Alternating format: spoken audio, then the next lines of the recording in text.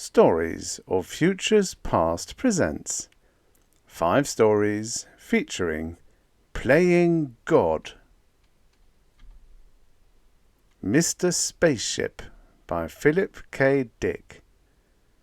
Firegod by Algis Budrys. Genesis by R. Winterbotham. Heal by Philip José Farmer.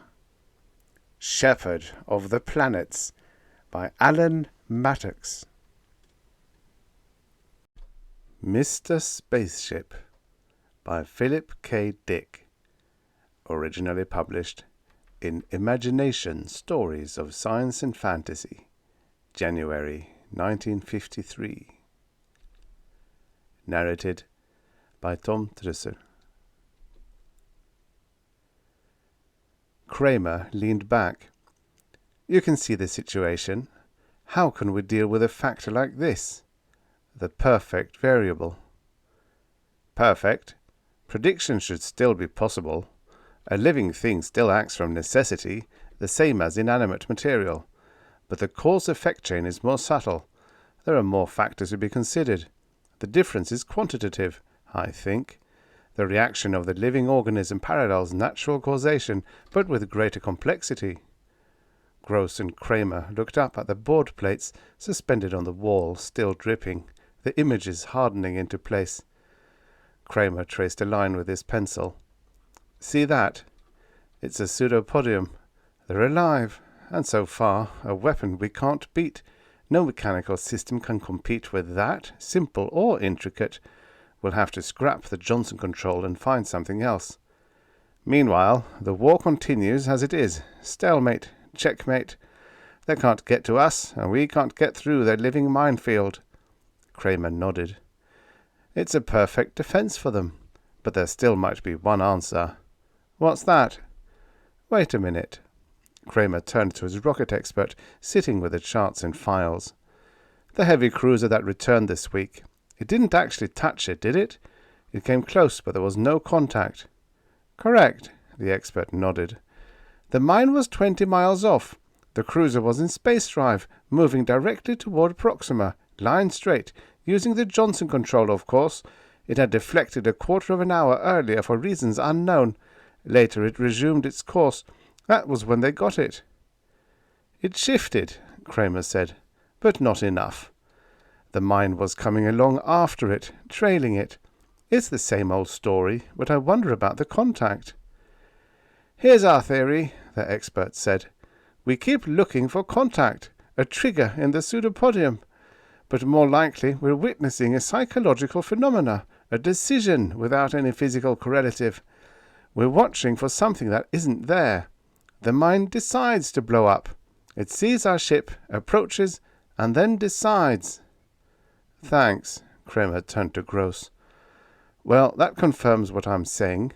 How can a ship guided by automatic relays escape a mine that decides to explode? The whole theory of mine penetration is that you must avoid tripping the trigger, but here the trigger is a state of mind in a complicated developed life form." "The belt is 50,000 miles deep," Gross added. "It solves another problem for them, repair and maintenance. The damn thing reproduce, fill up the spaces by spawning into them. I wonder what they feed on. Probably the remains of our first line. The big cruisers must be a delicacy. It's a game of wits between living creature and a ship piloted by automatic relays. The ship always loses." Kramer opened a folder. "I'll tell you what I suggest." "Go on," Gross said. "I've already heard 10 solutions today. What's yours?" "Mine is very simple. These creatures are superior to any mechanical system, but only because they're alive. Almost any other life form could compete with them, any higher life form. If the yucks can put out living mines to protect their planets, we ought to be able to harness some of our own life forms in a similar way. Let's make use of the same weapon ourselves." "Which life form do you propose to use?" "I think the human brain is the most agile of known living forms. Do you of any better?" "But no human being can withstand outspace travel. A human pilot would be dead of heart failure long before the ship got anywhere near Proxima. But we don't need the whole body, Kramer said. We need only the brain. What? The problem is to find a person of high intelligence who would contribute in the same manner that eyes and arms are volunteered. But a brain. Technically, it could be done. Brains have been transferred several times when body destruction made it necessary. Of course, to a spaceship, to a heavy outspace cruiser, instead of an artificial body. That's new. The room was silent. It's quite an idea, Gross said slowly. His heavy square face twisted.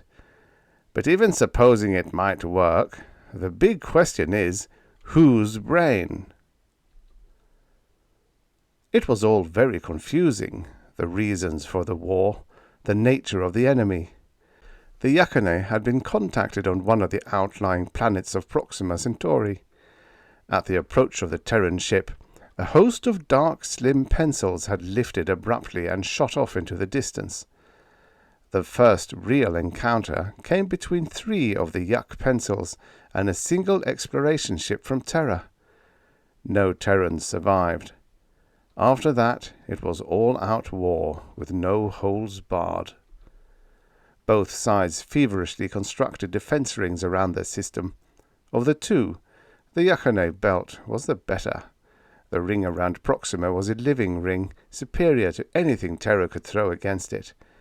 The standard equipment by which Terran ships were guided in outspace, the Johnson control, was not adequate. Something more was needed.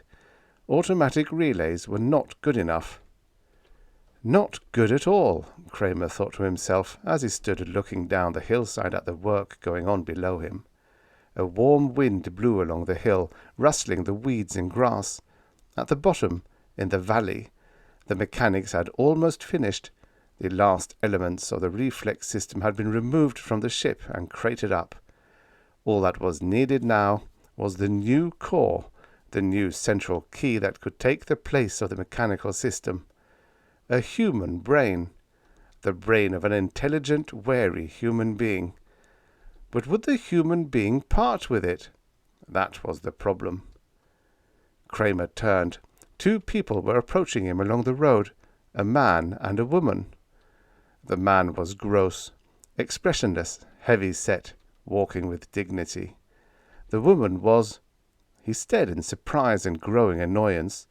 It was Dolores, his wife. Since they'd separated, he had seen little of her. "Kramer," Gross said, "look who I ran into. Come back down with us. We're going into town."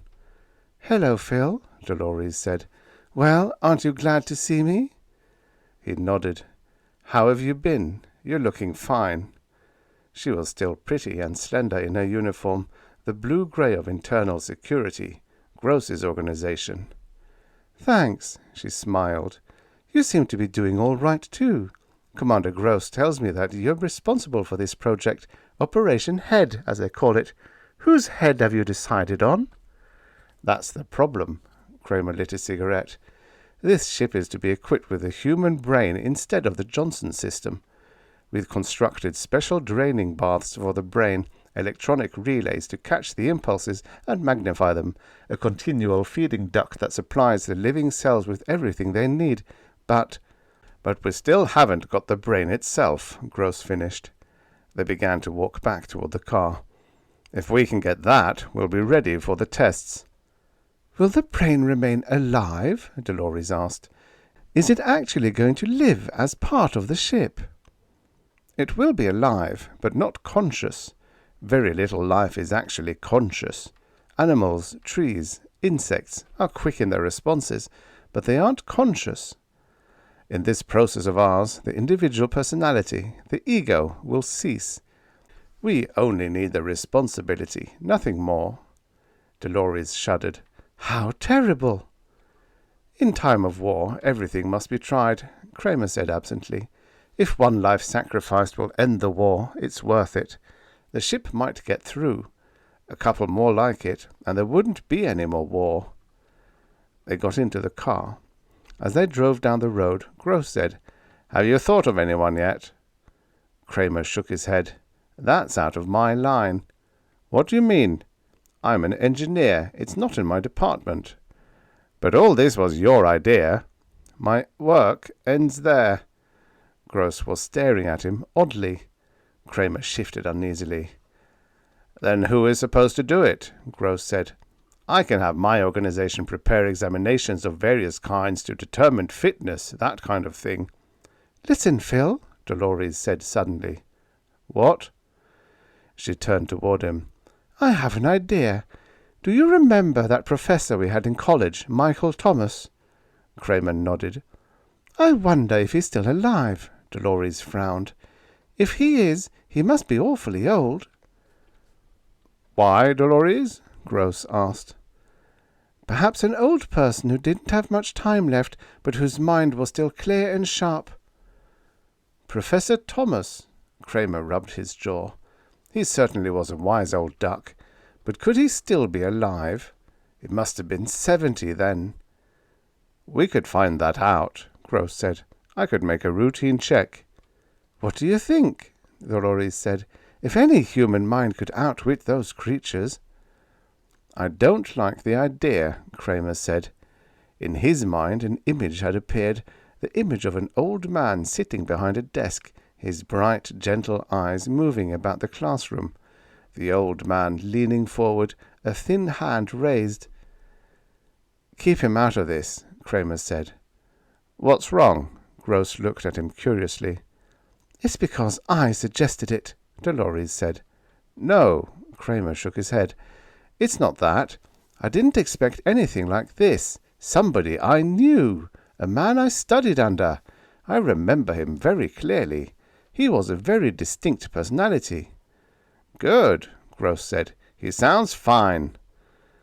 We can't do it. We're asking his death. This is war, Gross said, and war doesn't wait on the needs of the individual. You said that yourself. Surely he'll volunteer. We can keep it on that basis. He may already be dead, Dolores murmured. We'll find that out, Gross said, speeding up the car. They drove the rest of the way in silence. For a long time the two of them stood studying the small wood house, overgrown with ivy, set back on the lot behind an enormous oak. The little town was silent and sleepy. Once in a while a car moved slowly along the distant highway, but that was all. This is the place, Gross said to Kramer. He folded his arms. Quite a quaint little house. Kramer said nothing. The two security agents behind them were expressionless. Gross started toward the gate. Let's go. According to the check, he's still alive, but very sick. His mind is agile, however. That seems to be certain. It's said he doesn't leave the house. A woman takes care of his needs. He is very frail. They went down the stone walk and up onto the porch. Gross rang the bell. They waited. After a time they heard slow footsteps. The door opened. An elderly woman in a shapeless wrapper studied them impassively. Security, Gross said, showing his card. We wish to see Professor Thomas. Why? Government business. He glanced at Kramer. Kramer stepped forward. I was a pupil of the professor's, he said. I'm sure he won't mind seeing us. The woman hesitated uncertainly. Gross stepped into the doorway. All right, Mother, this is wartime. We can't stand out here. The two security agents followed him, and Kramer came reluctantly behind, closing the door. Gross stalked down the hall until he came to an open door. He stopped, looking in. Kramer could see the white corner of a bed, a wooden post, and the edge of a dresser. He joined Gross. In the dark room, a withered old man lay, propped up on endless pillows. At first it seemed as if he were asleep. There was no motion or sign of life. But after a time Kramer saw with a faint shock that the old man was watching them intently, his eyes fixed on them, unmoving, unwinking. Professor Thomas, Gross said, I'm Commander Gross of Security. This man with me is perhaps known to you. The faded eyes fixed on Kramer. "I know him. Philip Kramer. You've grown heavier, boy." The voice was feeble, the rustle of dry ashes. "Is it true you're married now?" "Yes, I married Dolores French. You remember her?" Kramer came toward the bed. "But we're separated. It didn't work out very well. Our careers—" "What we came here about, Professor," Gross began. But Kramer cut him off with an impatient wave. "Let me talk. Can't you and your men get out of here long enough to let me talk to him?" Gross swallowed. "All right, Kramer." He nodded to the two men. The three of them left the room, going out into the hall and closing the door after them. The old man in the bed watched Kramer silently. "I don't think much of him," he said at last. "I've seen his type before. What's he want?" "Nothing. He just came along. Can I sit down?" Kramer found a stiff upright chair beside the bed. "If I'm bothering you." "No. I'm glad to see you again, Philip, after so long. I'm sorry your marriage didn't work out." "How have you been?" "I've been very ill. I'm afraid that my moment on the world stage has almost ended." The ancient eyes studied the younger man reflectively. "You look as if you have been doing well, like everyone else I thought highly of. You've gone to the top in this society." Kramer smiled. Then he became serious. "Professor, there's a project we're working on that I want to talk to you about. It's the first ray of hope we've had in this whole war. If it works, we may be able to crack the Yuck defenses, get some ships into their system. If we can do that, the war might be brought to an end." "Go on. Tell me about it if you wish." "It's a long shot, this project. It may not work at all, but we have to give it a try." "It's obvious that you came here because of it," Professor Thomas murmured. "I'm becoming curious. Go on." After Kramer finished, the old man lay back in the bed without speaking. At last he sighed. "I understand. A human mind taken out of a human body." He sat up a little, looking at Kramer. "I suppose you're thinking of me." Kramer said nothing. "Before I make my decision, I want to see the papers on this, the theory and outline of construction. I'm not sure I like it. For reasons of my own, I mean. But I want to look at the material. If you'll do that—" "Certainly." Kramer stood up and went to the door. Gross and the two security agents were standing outside, waiting tensely. "Gross, come inside." They filed into the room. "Give the professor the papers," Kramer said. "He wants to study them before deciding." Gross brought the file out of his coat pocket, a manila envelope. He handed it to the old man on the bed. "Here it is, Professor. You're welcome to examine it. Will you give us your answer as soon as possible? We're very anxious to begin, of course." "I'll give you my answer when I've decided." He took the envelope with a thin, trembling hand. "My decision depends on what I find out from these papers. If I don't like what I find, then I will not become involved with this work in any shape or form." He opened the envelope with shaking hands. "I'm looking for one thing." "What is it?" Gross said. "That's my affair. Leave me a number by which I can reach you when I've decided." Silently, Gross put his card down on the dresser. As they went out, Professor Thomas was already reading the first of the papers, the outline of the theory. Kramer sat across from Dale Winter, his second in line. "What then?" Winter said. "He's going to contact us." Kramer scratched with a drawing pen on some paper. "I don't know what to think." "What do you mean?" Winter's good-natured face was puzzled. "Look." Kramer stood up, pacing back and forth, his hands in his uniform pockets. "He was my teacher in college. I respected him as a man, as well as a teacher. He was more than a voice, a talking book. He was a person, a calm, kindly person I could look up to. I always wanted to be like him some day. Now look at me." "So?" "Look at what I'm asking. I'm asking for his life, as if we were some kind of laboratory animal kept round in a cage, not a man, a teacher at all. Do you think he'll do it? I don't know. Kramer went to the window. He stood looking out. In a way, I hope not. But if he doesn't, then we'll have to find somebody else. I know. There would be somebody else. Why did Dolores have to... The vidphone rang. Kramer pressed the button. This is Gross. The heavy features formed. The old man called me, Professor Thomas. What did he say? He knew. He could tell already by the sound of Gross's voice. He said he'd do it. I was a little surprised myself, but apparently he means it. We've already made arrangements for his admission to the hospital. His lawyer is drawing up the statement of liability. Kramer only half heard. He nodded wearily. All right, I'm glad. I suppose we can go ahead then. You don't sound very glad. I wonder why he decided to go ahead with it. He was very certain about it. Gross sounded pleased. He called me quite early. I was still in bed. You know, this calls for a celebration. Sure, Kramer said. It sure does. Toward the middle of August, the project neared completion. They stood outside in the hot autumn heat, looking up at the sleek metal sides of the ship. Gross thumped the metal with his hand. Well, it won't be long. We can begin the test any time. Tell us more about this, an officer in gold braid said. It's such an unusual concept. Is there really a human brain inside the ship? A dignitary asked, a small man in a rumpled suit. And the brain is actually alive?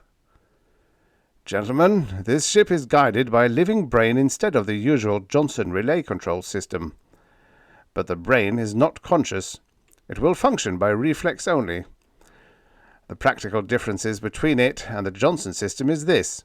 A human brain is far more intricate than any man-made structure, and its ability to adapt itself to a situation, to respond to danger, is far beyond anything that could be artificially built. Gross paused, cocking his ear. The turbines of the ship were beginning to rumble, shaking the ground under them with a deep vibration. Kramer was standing a short distance away from the others, his arms folded, watching silently. At the sound of the turbines, he walked quickly around the ship to the other side. A few workmen were clearing away the last of the waste, the scraps of wiring and scaffolding. They glanced up at him and went on hurriedly with their work. Kramer mounted the ramp and entered the control cabin of the ship. Winter was sitting at the controls with a pilot from space transport. "How's it look?" Kramer asked. "All right." Winter got up. "He tells me that it would be best to take off manually. The robot controls—" Winter hesitated. "I mean, the built-in controls can take over later on in space." "That's right," the pilot said. "It's customary with the Johnson system, so in this case we should—" "Can you tell anything yet?" Kramer asked. "No," the pilot said slowly. "I don't think so. I've been going over everything. It seems to be in good order. There's only one thing I wanted to ask you about." He put his hand on the control board. "There are some changes here I don't understand." "Changes?" "Alterations from the original design. I wonder what the purpose is." Kramer took a set of the plans from his coat. "Let me look." He turned the pages over. The pilot watched carefully over his shoulder. "The changes aren't indicated on your copy," the pilot said. "I wonder—" He stopped. Commander Gross had entered the control cabin. "Gross, who authorized alterations?" Kramer said. "Some of the wiring has been changed." "Why, your old friend," Gross signaled to the field tower through the window. "My old friend?" "The professor. He took quite an active interest." Gross turned to the pilot. "Let's get going. We have to take this out past gravity for the test, they'll tell me. Well, perhaps it's for the best. Are you ready?" "Sure." The pilot sat down and moved some of the controls around. "Any time." "Go ahead, then," Gross said. "The professor?" Kramer began. But at that moment there was a tremendous roar, and the ship leaped under him. He grasped one of the wall holes and hung on as best he could. The cabin was filled with a steady throbbing, the raging of the jet turbines underneath them. The ship leaped. Kramer closed his eyes and held his breath. They were moving out into space, gaining speed each moment. "Well, what do you think?" Winter said nervously. "Is it time yet?" "A little longer," Kramer said. He was sitting on the floor of the cabin, down by the control wiring. He had removed the metal covering plate, exposing the complicated maze of relay wiring. He was studying it, comparing it to the wiring diagrams. "What's the matter?" Gross said. "These changes. I can't figure out what they're for. The only pattern I can make out is that for some reason—" "Let me look," the pilot said. He squatted down beside Kramer. "You were saying?" "See this lead here? Originally it was switch-controlled. It closed and opened automatically according to temperature change. Now it's wired so that the central control system operates it. The same with the others. A lot of this was still mechanical, worked by pressure, temperature, stress. Now it's under the central master." "The brain?" Gross said. "You mean it's been altered so that the brain manipulates it?" Kramer nodded. Maybe Professor Thomas felt that no mechanical relays could be trusted. Maybe he thought that things would be happening too fast. But some of these could close in a split second. The brake rockets could go on as quickly as— "Hey," Winter said from the control seat. "We're getting near the moon stations. What'll I do?" They looked out the port. The corroded surface of the moon gleamed up at them, a corrupt and sickening sight. They were moving swiftly toward it. "I'll take it," the pilot said. He eased Winter out of the way and strapped himself in place. The ship began to move away from the moon as he manipulated the controls. Down below them they could see the observation stations dotting the surface and the tiny squares that were the openings of the underground factories and hangars. A red blinker winked up at them, and the pilot's fingers moved on the board in answer. "We're past the moon," the pilot said after a time. The moon had fallen behind them. The ship was heading into outer space. "Well, we can go ahead with it." Kramer did not answer. "Mr. Kramer, we can go ahead any time." Kramer started. "Sorry, I was thinking." "All right, thanks." He frowned, deep in thought. "What is it?" Gross asked. "The wiring changes. Did you understand the reason for them when you gave the okay to the workmen?" Gross flushed. "You know I know nothing about technical material. I'm in security." "Then you should have consulted me." "What does it matter?" Gross grinned wryly. "We're going to have to start putting our faith in the old man sooner or later." The pilot stepped back from the board. His face was pale and set. "Well, it's done," he said. "That's it." "What's done?" Kramer said. "We're on automatic. The brain. I turned the board over to it. To him, I mean, the old man." The pilot lit a cigarette and puffed nervously. "Let's keep our fingers crossed." The ship was coasting evenly in the hands of its invisible pilot. Far down inside the ship, carefully armored and protected, a soft human brain lay in a tank of liquid, 1,000 minute electric charges playing over its surface. As the charges rose, they were picked up and amplified, fed into relay systems, advanced, carried on through the entire ship. Gross wiped his forehead nervously. "So he is running it now. I hope he knows what he's doing." Kramer nodded enigmatically. "I think he does." "What do you mean?" "Nothing." Kramer walked to the port. "I see we're still moving in a straight line." He picked up the microphone. "We can instruct the brain orally through this." He blew against the microphone experimentally. "Go on," Winter said. "Bring the ship around half right," Kramer said. "Decrease speed." They waited. Time passed. Gross looked at Kramer. "No change. Nothing. Wait." Slowly, the ship was beginning to turn. The turbines missed, reducing their steady beat. The ship was taking up its new course, adjusting itself. Nearby, some space debris rushed past, incinerating in the blasts of the turbine jets. "So far, so good," Gross said. They began to breathe more easily. The invisible pilot had taken control smoothly, calmly. The ship was in good hands. Kramer spoke a few more words into the microphone, and they swung again.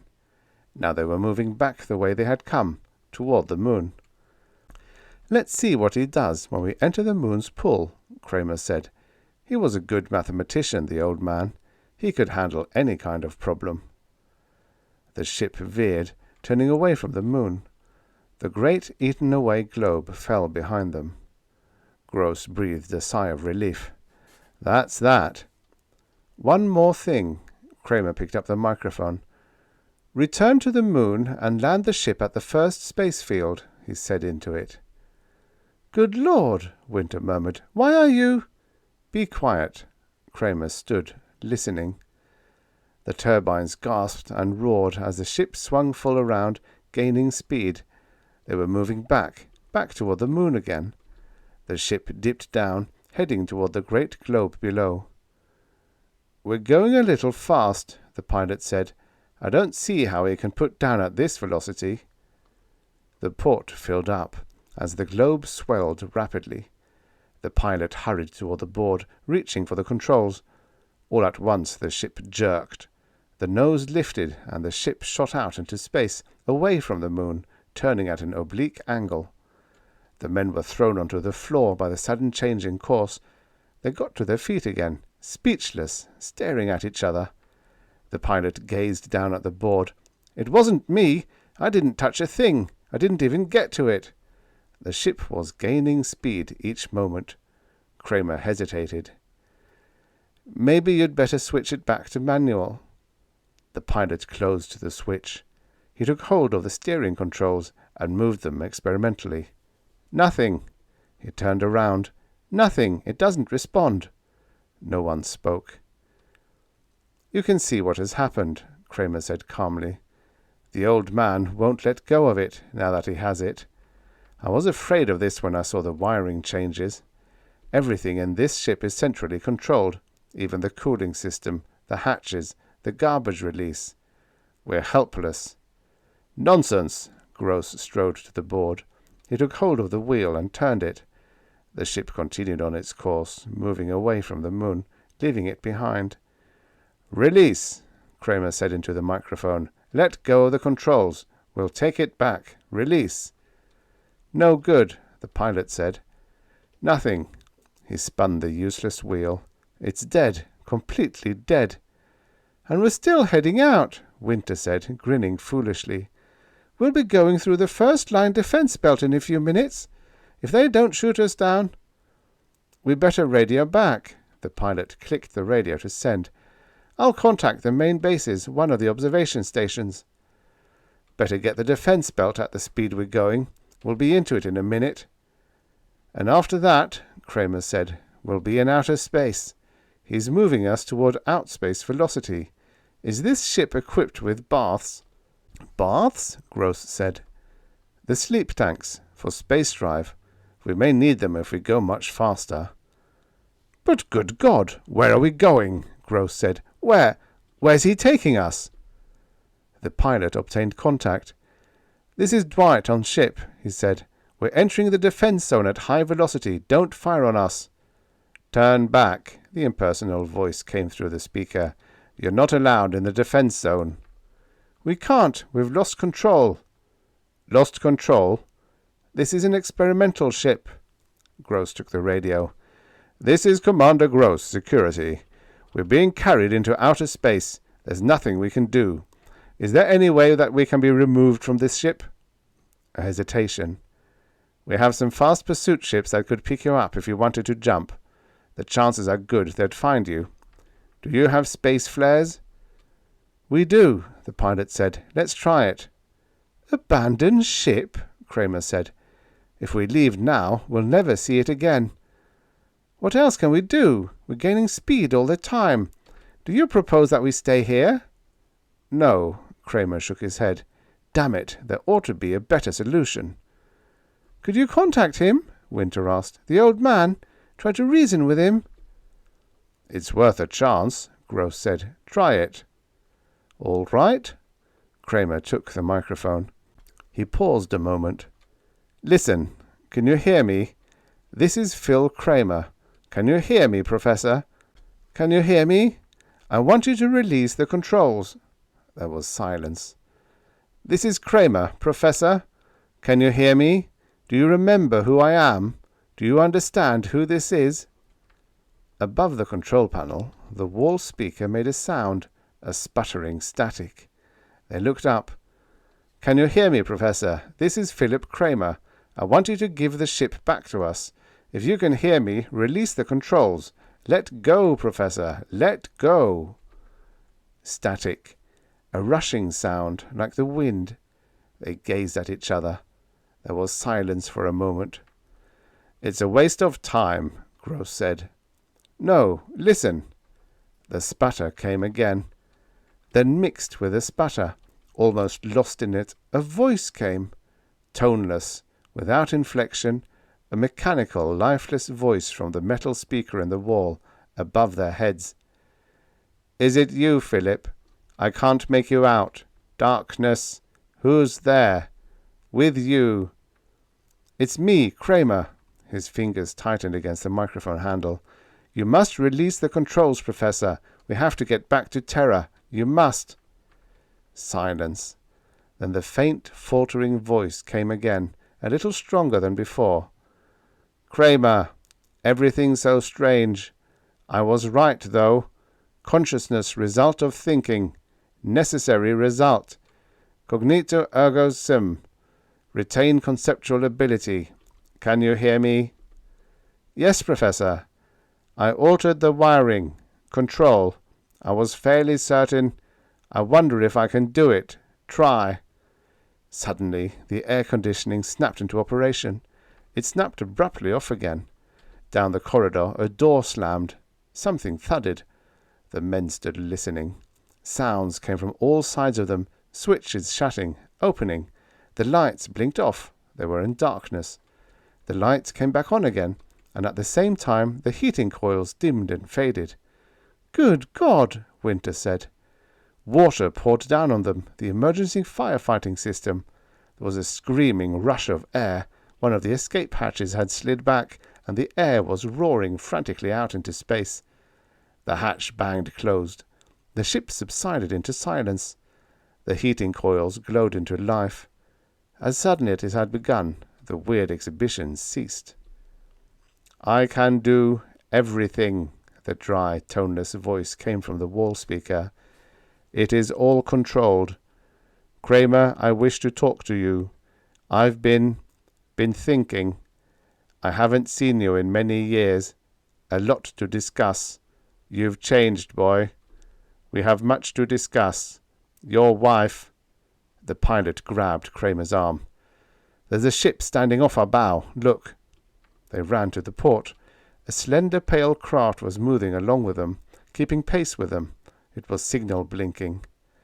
A Terran pursuit ship, the pilot said. Let's jump. They'll pick us up. Suits. He ran to a supply cupboard and turned the handle. The door opened and he pulled the suits out onto the floor. Hurry, Gross said. A panic seized them. They dressed frantically, pulling the heavy garments over them. Winter staggered to the escape hatch and stood by it, waiting for the others. They joined him one by one. Let's go, Gross said. Open the hatch. Winter tugged at the hatch. Help me. They grabbed hold, tugging together. Nothing happened. The hatch refused to budge.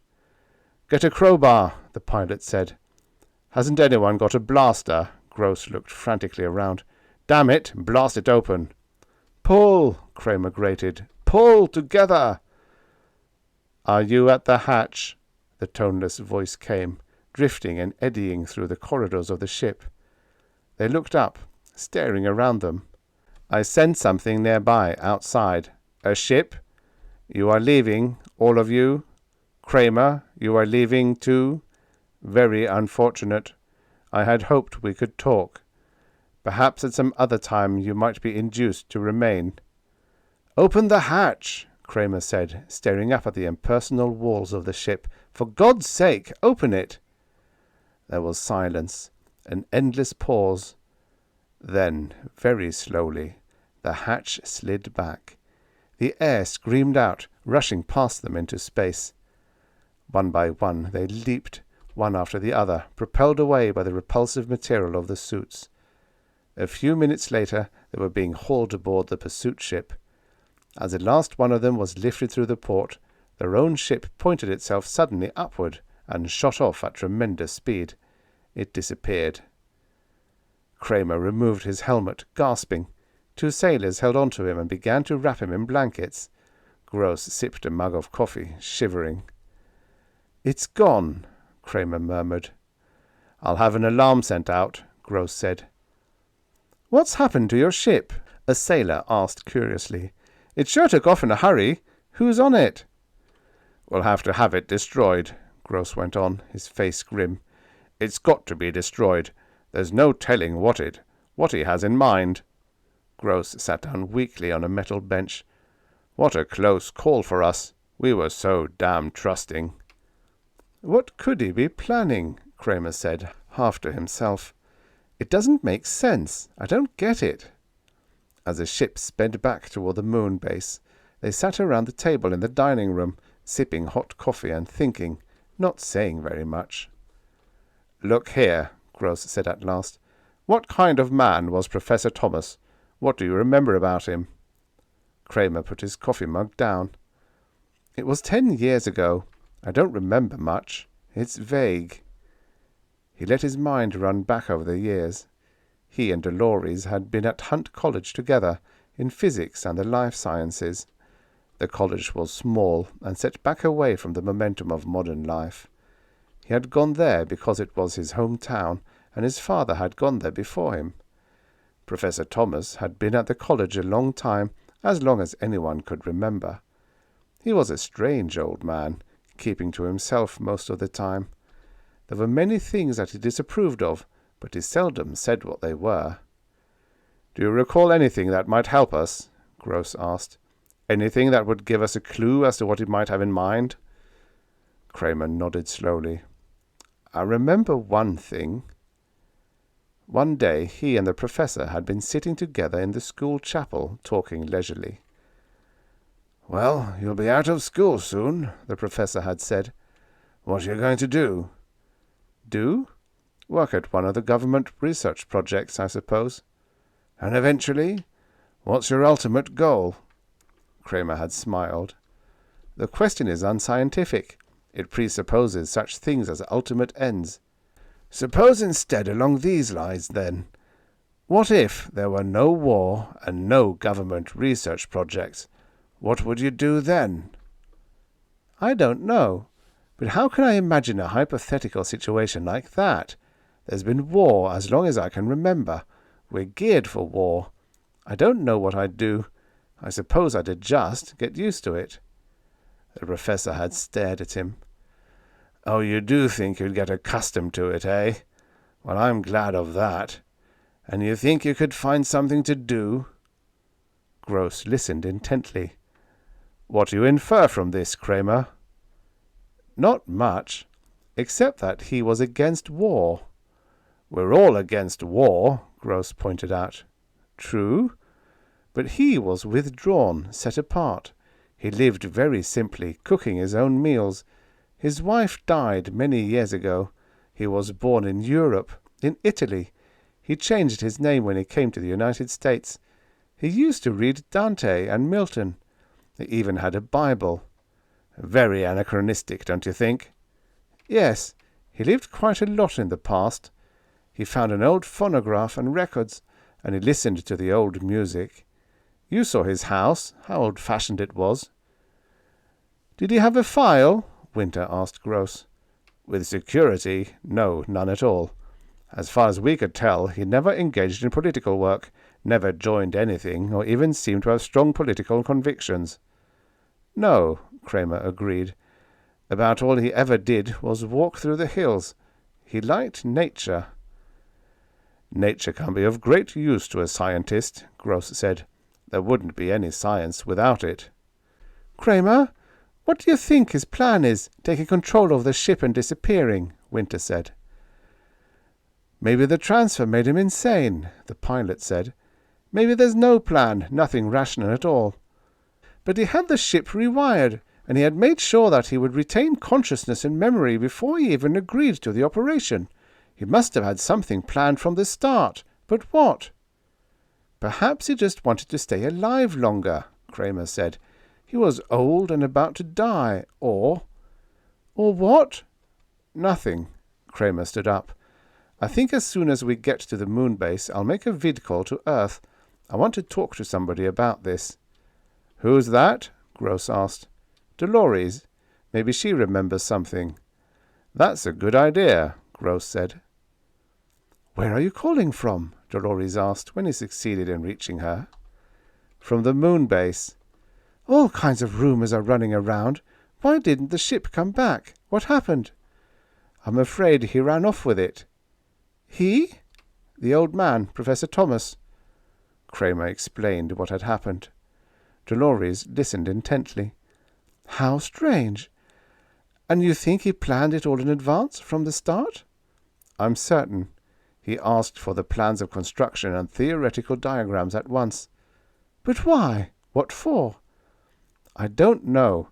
Look, Dolores, what do you remember about him? Is there anything that might give a clue to all this? Like what? I don't know. That's the trouble. On the vid screen, Dolores knitted her brow. I remember he raised chickens in his backyard, and once he had a goat. She smiled. Do you remember the day the goat got loose and wandered down this main street of town? Nobody could figure out where it came from. Anything else? No. He watched her struggling, trying to remember. He wanted to have a farm sometime, I know. All right, thanks. Kramer touched the switch. When I get back to Terra, maybe I'll stop and see you. Let me know how it works out. He cut the line, and the picture dimmed and faded. He walked slowly back to where Gross and some officers of the military were sitting at a chart table, talking. Any luck? Gross said, looking up. No. All she remembers is that he kept a goat. Come over and look at this detail chart. Gross motioned him around to his side. Watch. Kramer saw the record tabs moving furiously, the little white dots racing back and forth. What's happening? He asked. A squadron outside the defense zone has finally managed to contact the ship. They're maneuvering now for position. Watch. The white counters were forming a barrel formation around a black dot that was moving steadily across the board, away from the central position. As they watched, the white dots constricted around it. They're ready to open fire, a technician at the board said. Commander, what shall we tell them to do? Gross hesitated. I hate to be the one who makes the decision, when it comes right down to it. It's not just a ship, Kramer said. It's a man, a living person. A human being is up there, moving through space. I wish we knew what. But the order has to be given. We can't take any chances. Suppose he went over to them, to the Yucks. Kramer's jaw dropped. My God, he wouldn't do that. Are you sure? Do you know what he'll do? He wouldn't do that. Gross turned to the technician. Tell them to go ahead. I'm sorry, sir, but now the ship has gotten away. Look down at the board. Gross stared down, Kramer over his shoulder. The black dot had slipped through the white dots and had moved off at an abrupt angle. The white dots were broken up, dispersing in confusion. He's an unusual strategist, one of the officers said. He traced the line. It's an ancient maneuver, an old Prussian device, but it worked. The white dots were turning back. Too many Yuck ships out that far, Gross said. Well, that's what you get when you don't act quickly. He looked up coldly at Kramer. We should have done it when we had him. Look at him go. He jabbed a finger at the rapidly moving black dot. The dot came to the edge of the board and stopped. It had reached the limit of the charted area. See? Now what? Kramer thought, watching. So the old man had escaped the cruisers and gotten away. He was alert, all right. There was nothing wrong with his mind, or with his ability to control his new body. Body. The ship was a new body for him. He had traded in the old dying body, withered and frail, for this hulking frame of metal and plastic, turbines and rocket jets. He was strong now, strong and big. The new body was more powerful than 1,000 human bodies. But how long would it last him? The average life of a cruiser was only 10 years. With careful handling, he might get 20 out of it before some essential part failed and there was no way to replace it. And then? What then? What would he do when something failed and there was no one to fix it for him? That would be the end. Someplace, far out in the cold darkness of space, the ship would slow down, silent and lifeless, to exhaust its last heat into the eternal timelessness of outer space. Or perhaps it would crash on some barren asteroid, burst into 1,000,000 fragments. It was only a question of time. "Your wife didn't remember anything," Gross said. "I told you, only that he kept a goat once. A hell of a lot of help, that is," Kramer shrugged. "It's not my fault." "I wonder if we'll ever see him again." Gross stared down at the indicator dot, still hanging at the edge of the board. "I wonder if we'll ever move back this way." "I wonder too," Kramer said. That night, Kramer lay in bed, tossing from side to side, unable to sleep. The moon gravity, even artificially increased, was unfamiliar to him, and it made him uncomfortable. 1,000 thoughts wandered loose in his head as he lay, fully awake. What did it all mean? What was the professor's plan? Maybe they would never know. Maybe the ship was gone for good. The old man had left forever, shooting into outer space. They might never find out why he had done it, what purpose, if any, had been in his mind. Kramer sat up in bed. He turned on the light and lit a cigarette. His quarters were small, a metal-lined bunk room, part of the moon station base. The old man had wanted to talk to him. He had wanted to discuss things, hold a conversation, but in the hysteria and confusion all they had been able to think of was getting away. The ship was rushing off with them, carrying them into outer space. Kramer set his jaw. Could they be blamed for jumping? They had no idea where they were being taken, or why. They were helpless, caught in their own ship, and the pursuit ship standing by, waiting to pick them up, was their only chance. Another half hour, and it would have been too late. But what had the old man wanted to say? What had he intended to tell him in those first confusing moments when the ship around them had come alive, each metal strut and wire suddenly animate, the body of a living creature, a vast metal organism? It was weird, unnerving. He could not forget it, even now. He looked around the small room uneasily. What did it signify, the coming to life of metal and plastic? All at once they had found themselves inside a living creature, in its stomach, like Jonah inside the whale. It had been alive, and it had talked to them, talked calmly and rationally, as it rushed them off, faster and faster into outer space. The wall speaker and circuit had become the vocal cords and mouth, the wiring the spinal cord and nerves, the hatches and relays and circuit breakers the muscles. They had been helpless, completely helpless. The ship had, in a brief second, stolen their power away from them and left them defenseless, practically at its mercy. It was not right. It made him uneasy. All his life he had controlled machines, bent nature and the forces of nature to man and man's needs. The human race had slowly evolved until it was in a position to operate things, run them as it saw fit. Now all at once it had been plunged back down the ladder again, prostrate before a power against which they were children. Kramer got out of bed. He put on his bathrobe and began to search for a cigarette. While he was searching, the vidphone rang. He snapped the vidphone on. "Yes?" The face of the immediate monitor appeared. "A call from Terra, Mr. Kramer. An emergency call." "Emergency call? For me?" Put it through. Kramer came awake, brushing his hair back out of his eyes. Alarm plucked at him. From the speaker a strange voice came. Philip Kramer? Is this Kramer? Yes, go on. This is General Hospital, New York City, Terra. Mr. Kramer, your wife is here. She has been critically injured in an accident.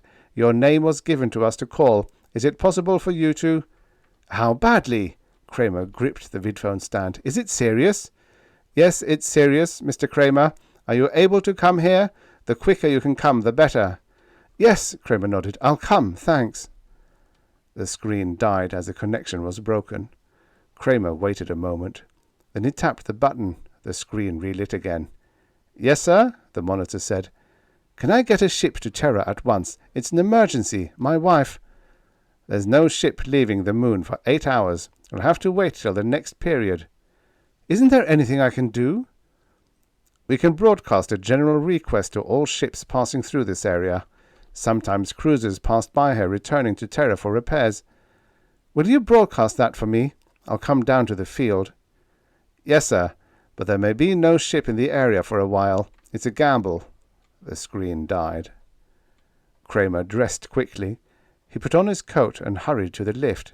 A moment later he was running across the general receiving lobby, past the rows of vacant desks and conference tables. At the door, the sentry stepped aside and he went outside onto the great concrete steps. The face of the moon was in shadow. Below him the field stretched out in total darkness, a black void, endless, without form.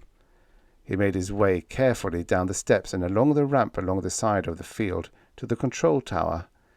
A faint row of red lights showed him the way. 2 soldiers challenged him at the foot of the tower, standing in the shadows, their guns ready. Kramer? Yes. A light was flashed in his face.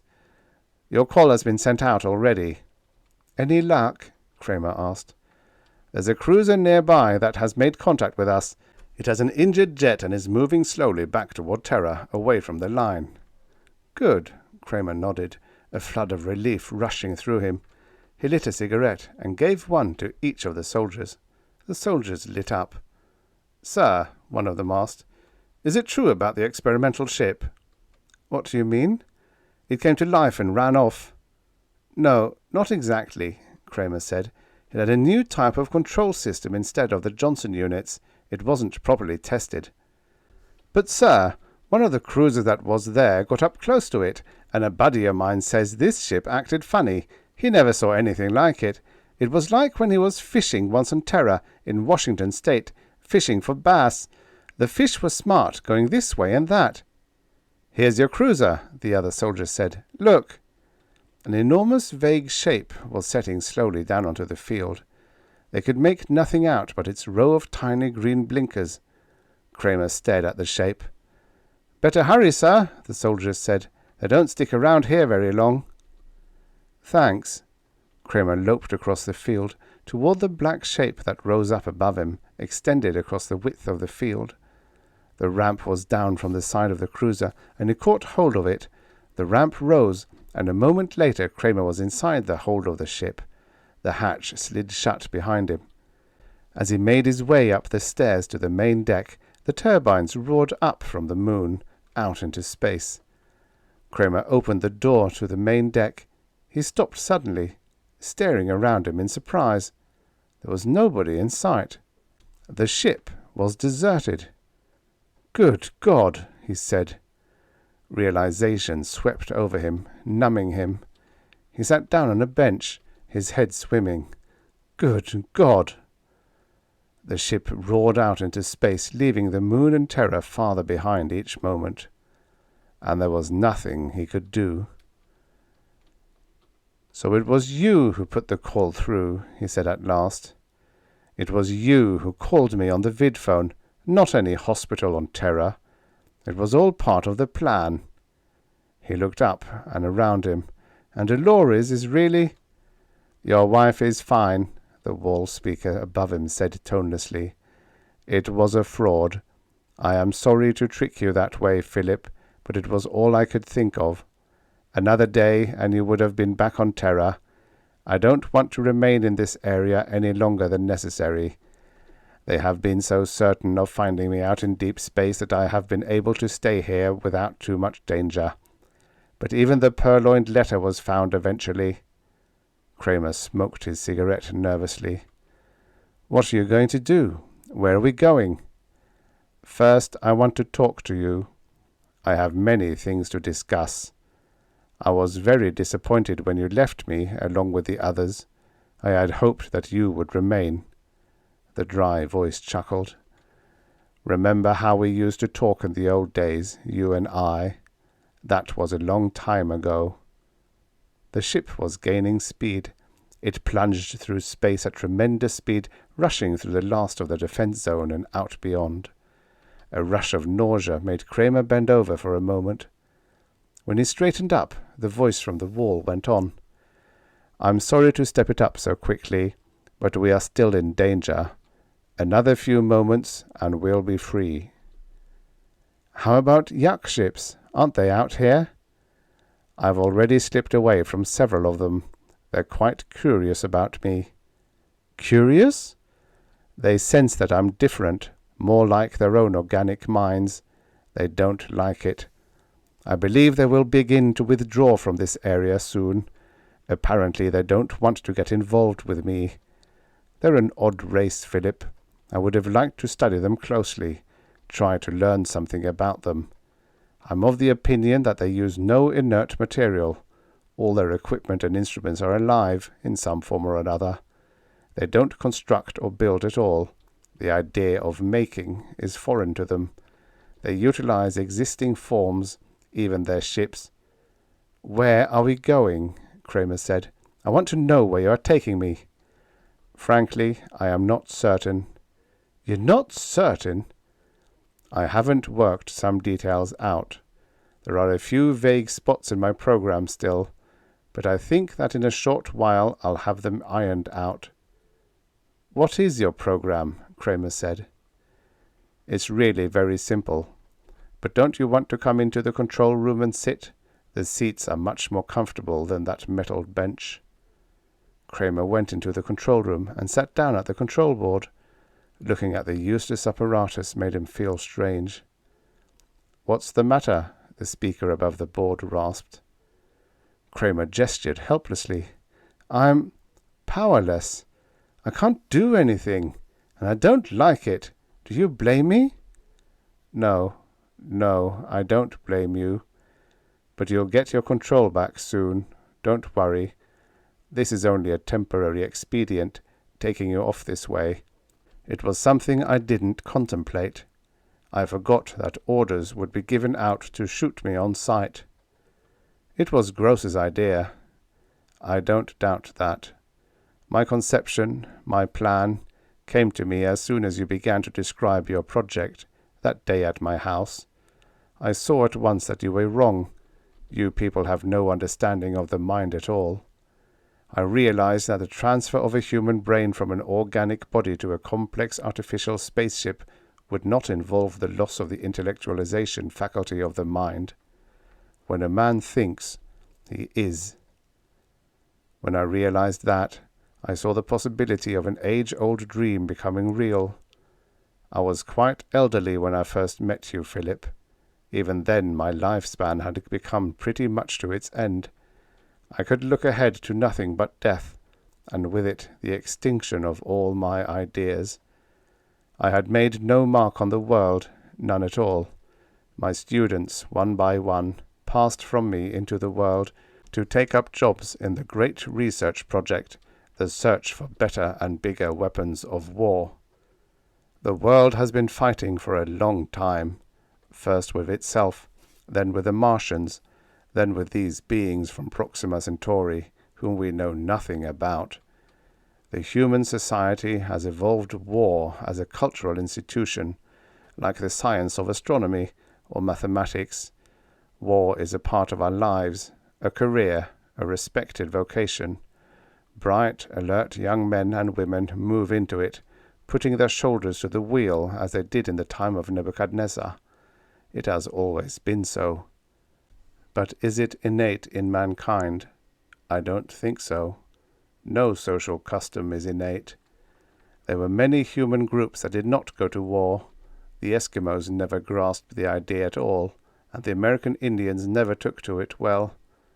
But these dissenters were wiped out, and a cultural pattern was established that became the standard for the whole planet.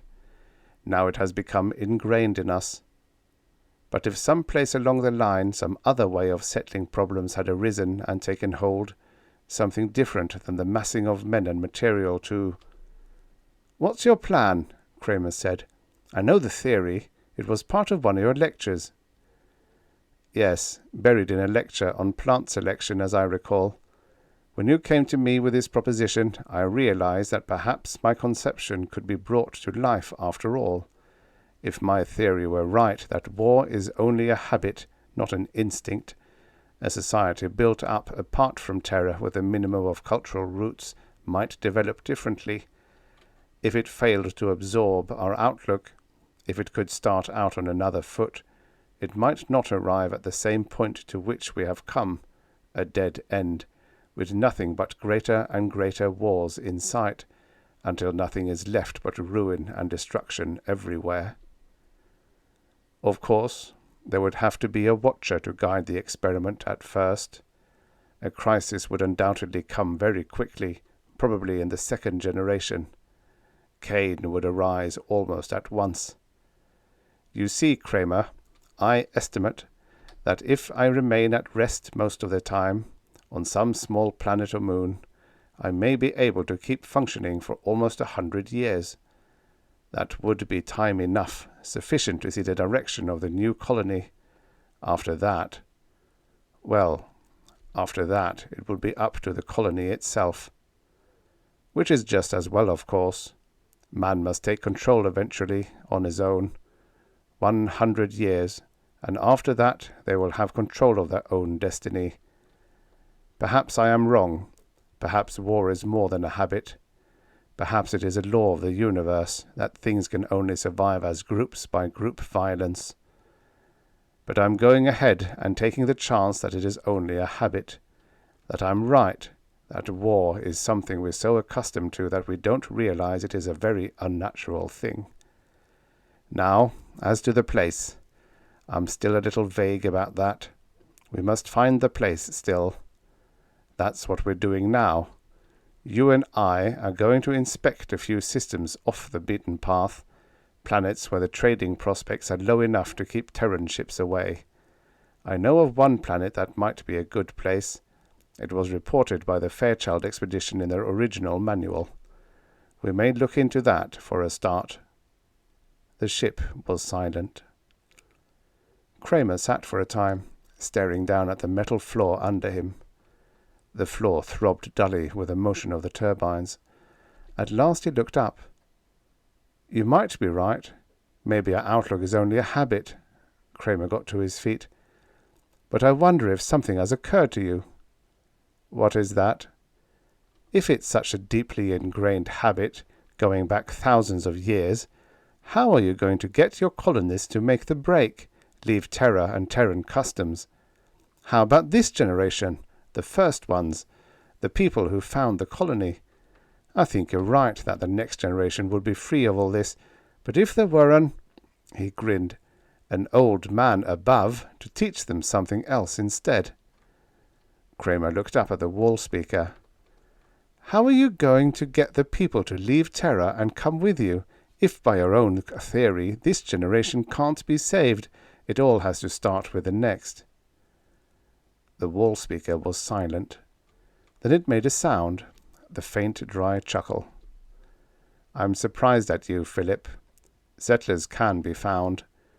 We won't need many, just a few." The speaker chuckled again. "I'll acquaint you with my solution." At the far end of the corridor, a door slid open. There was sound, a hesitant sound. Kramer turned.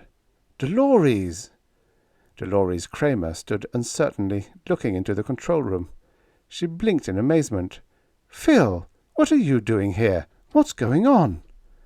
They stared at each other. "What's happening?" Dolores said. "I received a vid call that you had been hurt in a lunar explosion." The wall speaker rasped into life. You see, Philip, that problem is already solved. We don't really need so many people. Even a single couple might do. Kramer nodded slowly. I see, he murmured thickly. Just one couple, one man and woman. They might make it all right, if there was someone to watch and see that things went as they should. There will be quite a few things I can help you with, Philip. Quite a few. We'll get along very well, I think. Kramer grinned wryly. You could even help us name the animals, he said. I understand that's the first step. I'll be glad to, the toneless, impersonal voice said. As I recall, my part will be to bring them to you one by one. Then you can do the actual naming. I don't understand, Dolores faltered. What does he mean, Phil? Naming animals? What kind of animals? Where are we going? Kramer walked slowly over to the port and stood staring silently out, his arms folded. Beyond the ship, a myriad fragments of light gleamed, countless coals glowing in the dark void. Stars, suns, systems, endless without number. A universe of worlds, an infinity of planets waiting for them, gleaming and winking from the darkness. He turned back, away from the port. Where are we going? He smiled at his wife, standing nervous and frightened, her large eyes full of alarm. I don't know where we're going, he said, but somehow that doesn't seem too important right now. I'm beginning to see the professor's point. It's the result that counts. And for the first time in many months, he put his arm around Dolores. At first she stiffened, the frightened nervousness still in her eyes. But then suddenly she relaxed against him, and there were tears wetting her cheeks. Phil, do you really think we can start over again, you and I? He kissed her tenderly, then passionately. And the spaceship shot swiftly through the endless, trackless eternity of the void. The end. Subscribe for your daily stories of futures past. And now, for the next story. Firegod by Algis Budrys, writing as William Scarf. Originally published in Rocket Stories, July 1953. Narrated by Tom Trussel. Your Majesty, the High Mersu, Emperor of all the suns, Protector of the galaxy, looked up calmly as its Prime Minister burst into the room. His lean, brooding face did not change expression as he watched the pale and perspiring man cross the flagstoned floor with a sharp, nervous patter of leather. Gently, Tors, gently, he said quietly, his eyes mocking under their overhang of dark eyebrow. Your Prime Minister now, remember that. A Prime Minister doesn't come blundering into the palace looking as though the sky was falling. It creates unrest in the population.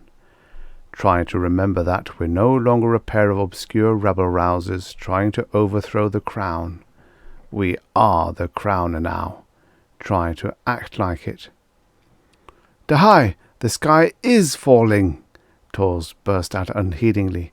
I have word that the Earthmen are driving beyond the rim and into the heart of the Empire itself. Their ships are irresistible.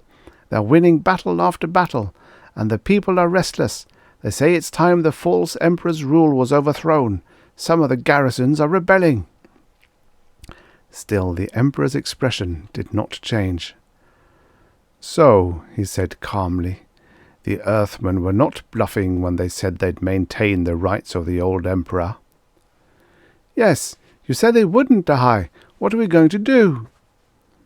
I was wrong, Tors, Mersu said evenly. No matter. As for what we are going to do, why, I suppose you'd better arrange for another broadcast. Tell the people we have weapons ready if the situation becomes serious, that they have nothing to fear." "But the situation is serious, and what weapons?" "No weapons, Tors," Mersu explained patiently, "but the story will serve to keep the people calm, and perhaps make them think twice about revolt. Now go. Hurry." The Prime Minister's feet pattered over the floor again. The door to the room closed. Mersu smiled quietly. He rose and opened the concealed door behind his chair. Closing it behind him, he slipped into a passage of which no one knew, and 10 minutes later he was in a private tubeway that led halfway across the continent into the heart of an old and barren mountain range. As he sat comfortably in the padded upholstery of the tube car, Mersu smiled again. Poor Tors, so excitable, always the hysteric, a perfect rabble-rouser perhaps, but not a clever man. No, never a clever man. A clever man knew when the game was over, and Mersu laughed. The game had been worth it. 5 years ago he had been a revolutionary, slinking through the alleys at night, always in danger, and always clever. 4 years of that, and then empire. Absolute rule over the entire Greater Magellanic Cloud. Now he was once again in danger. But it was a danger he had long ago foreseen and planned for. And the past year had been worth it. He laughed again. Poor addle-witted Tors, left with the empty bag in his hands. The spaceship rested like a crouching bullet in its chamber. As he slid the tubeway door shut behind him, Mersu admired the savage sleekness of its lines once again. Even more, he admired his cleverness in having it built. A clever man always has a back door. He crossed the hangar floor unhurriedly and climbed into the ship. The control room was small but efficient. 100 controls lay closely around the padded chair, some of them for the standard drive, others for the hyperspatial warp. The hyperspatial warp. Mersu smiled. There was his escape. And more. Here were the means for his future rulership over nothing so small as the cloud. Here were entire galaxies waiting for his hand. Hyperspace. There was something to make a man think. Another universe, not beyond, but alongside his own, hidden in the complex byways of Riemannian geometry and the mathematics of Einstein. A universe where time itself ran slower, where a year of normal time encompassed centuries. A ship could twist itself into that universe and travel just below the speed of light, the limit which, in normal space, was the barrier no ship could cross. But in hyperspace, while the same barrier existed, a man from normal space could travel for centuries, covering great distances, while for him only a few months passed. Mersu chuckled. Behind him, stored in the great holds of the ship, were working models of every machine and weapon the cloud civilization possessed. There were plans, manuals, instructions, all translated into basic symbology that any intelligent being could understand. Packed into this ship was an entire civilization, ready to be brought to whatever people Mersu chose. He had only to enter hyperspace and lose himself where no Earthman or rebel could follow. And there he would find a primitive race barely beginning to rise out of the mud. He would bring them civilization. In return, he would have godhood. They would worship him, those primitive people. He would be Mersu the Firegod, thundering out of the sky, bringing with him the gift of civilization. And once the gift was given, he would climb back into the sky on a pillar of fire, promising to return when his people were ready. He laughed aloud, the deep bass sound echoing through the control chamber. Why not? He could fly back into space and spend a year waiting, while centuries passed on the primitive world. When he returned, that world would be his, and soon afterward the entire universe would bow before the name of Mersu, the immortal Firegod, for there is no force so strong, no loyalty so great, as that of men for their gods. Still laughing, he blasted the ship out of its hangar into the darkness of space, and a little later into hyperspace, while the big blue ships of Earth smashed his discarded empire behind him. In a month, he had found his planet and his people. They were almost human in appearance, but shorter. So much the better. He was like them, but just different enough to be a god. He brought his ship roaring down through the atmosphere, trailing a streamer of flame. As he passed over the sea that covered most of the world, the wash of his jets kicked the water into froth, and the sound of his passage echoed through the sky. The village rested on the shore of the sea. The mud huts trembled as his ship sank down, resting on its jet stream until it settled slowly to the ground. Smiling faintly, Mersu put on his spacesuit, strapping his anti-gravity harness on over it. He flew out over his upper airlock, carrying a gun in his hand. He hovered in the air above the village. He pointed the gun into the air and fired.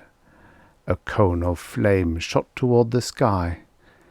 He pointed the gun at the sea, and towering curtains of steam rose to hang over the village.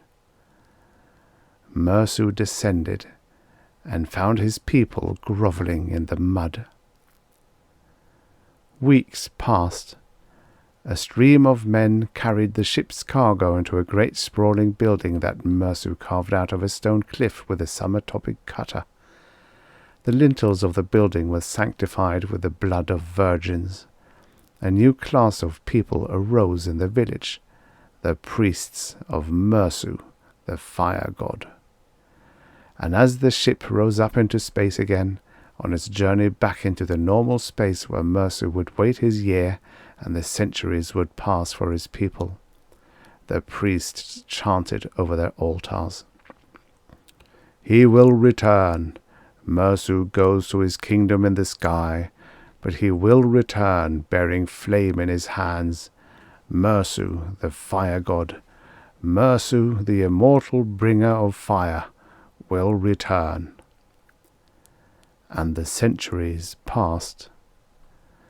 Mersu brought his ship out of the sky, tearing the air as he came, the growl of his jets thundering over the mighty city on the sea. The sound echoed back from the carved face of the temple of Mersu and beat against the spreading buildings. The ship settled to earth. Mersu strapped on his antigrav unit and flashed out into the air above the city. He fired his gun into the sea, and the steam curtain rose once more. He pointed the gun skyward, and the heavens danced with flame. A low, snarling car bearing the sign of Mersu's priesthood drove up to him as he touched the ground. 2 men got out and walked toward him, one of them dressed in the sombre black of the priesthood. Mersu stood waiting, his eyes lighting with triumphant fire. "Who are you?" the priest asked. Mersu stared, the pose broken. "Who am I? Kneel, fool! I am Mersu, the fire god." The 2 men looked at him speechlessly for a moment, then burst into laughter. "Mersu!" The priest wiped his eyes. The other man's laughter trailed into anger. "Watch your tongue, blasphemer," he said curtly, drawing a gun from its holster. "Mersu," the priest repeated. "You're the fool, stranger. At least the others who tried to claim his godhood had the sense to disguise themselves to resemble his pictures." "Pictures change, rash priest," Mersu thundered. "I am the Firegod. Look on my power." Once more he fired into the sea, and once more the steam pillars rose. "I am the god of fire. I fly in the hands of flame. I walk on the air. I burn the land and the sea. I am Mersu." The priest's face lost its tolerant amusement. His mouth twisted in scorn. "Walk on the air, do you? In a Mark 11 antigrav belt, yes. Burn sea and land, eh? With a sun gun, certainly. Fly in hands of flame? If you wish to be picturesque about it, yes. But so does every drunken fool of a spaceman." "I tell you I am Mersu!" Mersu screamed. "Bow down and worship!" "Silence!" The priest's voice was dangerous. "You will come with us to the temple. There you'll see how we worship impostors."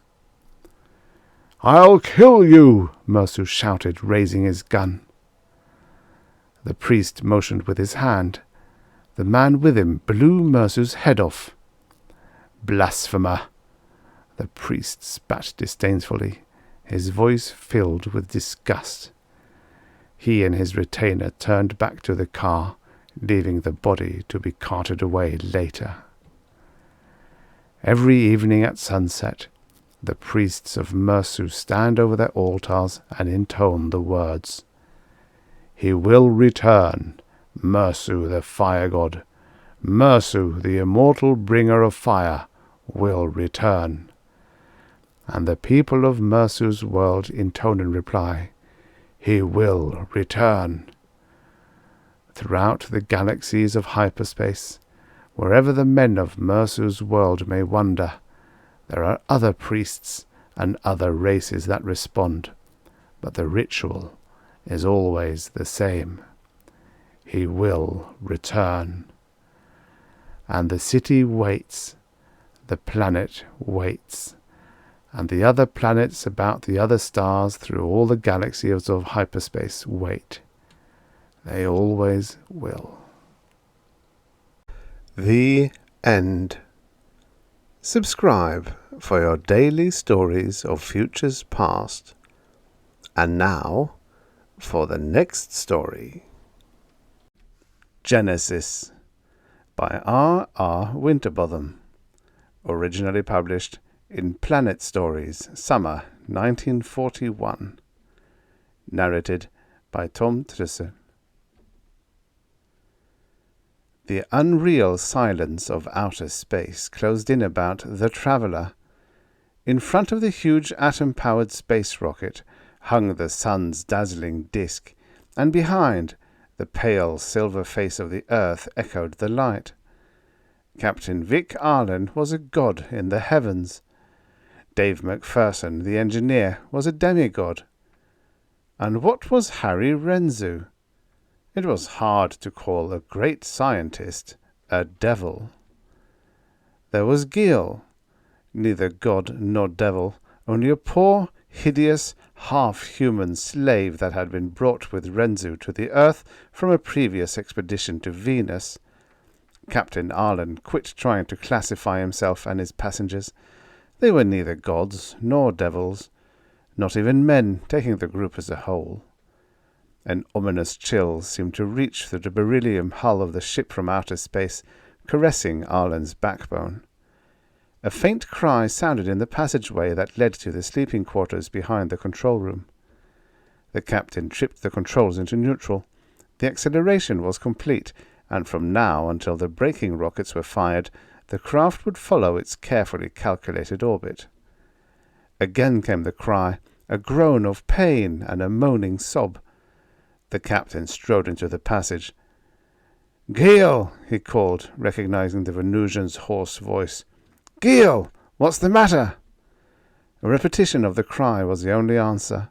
The passageway was open, but the sobs seemed to be coming from the cabin of Harry Renzu, the scientist who had chartered the moon rocket for his second expedition to Venus.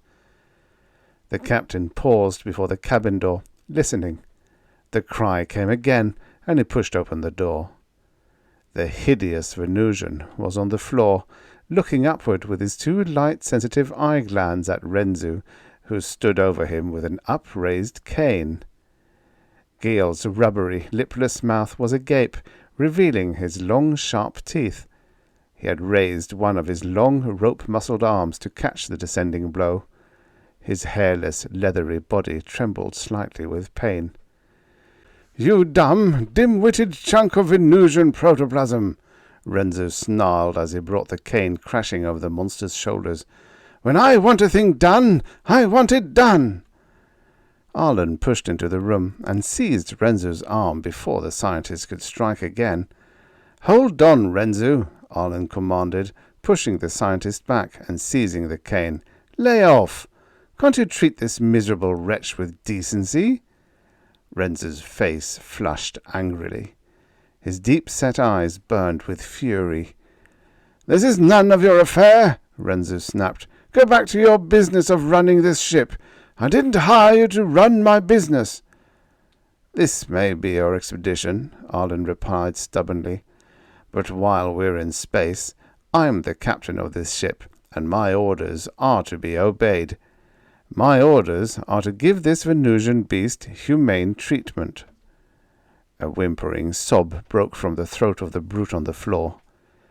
Renzu sullenly twisted his arm loose from the captain's grasp. He appeared more calm now. "You are right, Arlen," he said. "Your orders are to be obeyed. But you aren't a scientist. You don't know Gil. He's not like the animals we know on the Earth. He has to be beaten." "Not while we're in space. I won't stand for it." "You can't stand in the way of science, Arlen. I shall whip Gil if I deem it necessary." Renzu ended his words with a suggestive snap of his fingers in Gil's direction. The monster cringed into a corner of the stateroom. "Come with me, Gil," Arlen ordered, beckoning to the monster. The creature, seeming to understand, rose to his feet and followed Arlen out of the door. The captain took the Venusian forward into the control room, where he daubed the welts on the creature's naked shoulders with arnica. McPherson, easygoing but dependable old spaceman, watched the operation critically. Gale winced as the arnica touched his skin. He squirmed and tried to resist.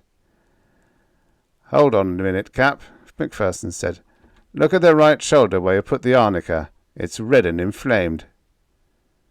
"So it is, but arnica ought to help." "Look at the left shoulder where you haven't put any arnica." "Great guns! It's almost healed." "I'd say maybe arnica wasn't the best treatment." Captain Arlen corked the bottle and put it aside. "Gil looks like a man. Sometimes he acts like a man. Yet he's entirely different most of the time. I've been watching him, Cap. I somehow get the idea that Gil finds it unhandy most of the time to be built like a man." The captain laughed.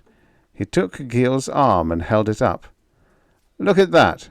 Good human bones, but the body of a monster. I wish you could talk, Gil. I wish you could tell us more about yourself. Why are you almost a man, yet the farthest point south?" Gil uttered a sort of deep-throated growl.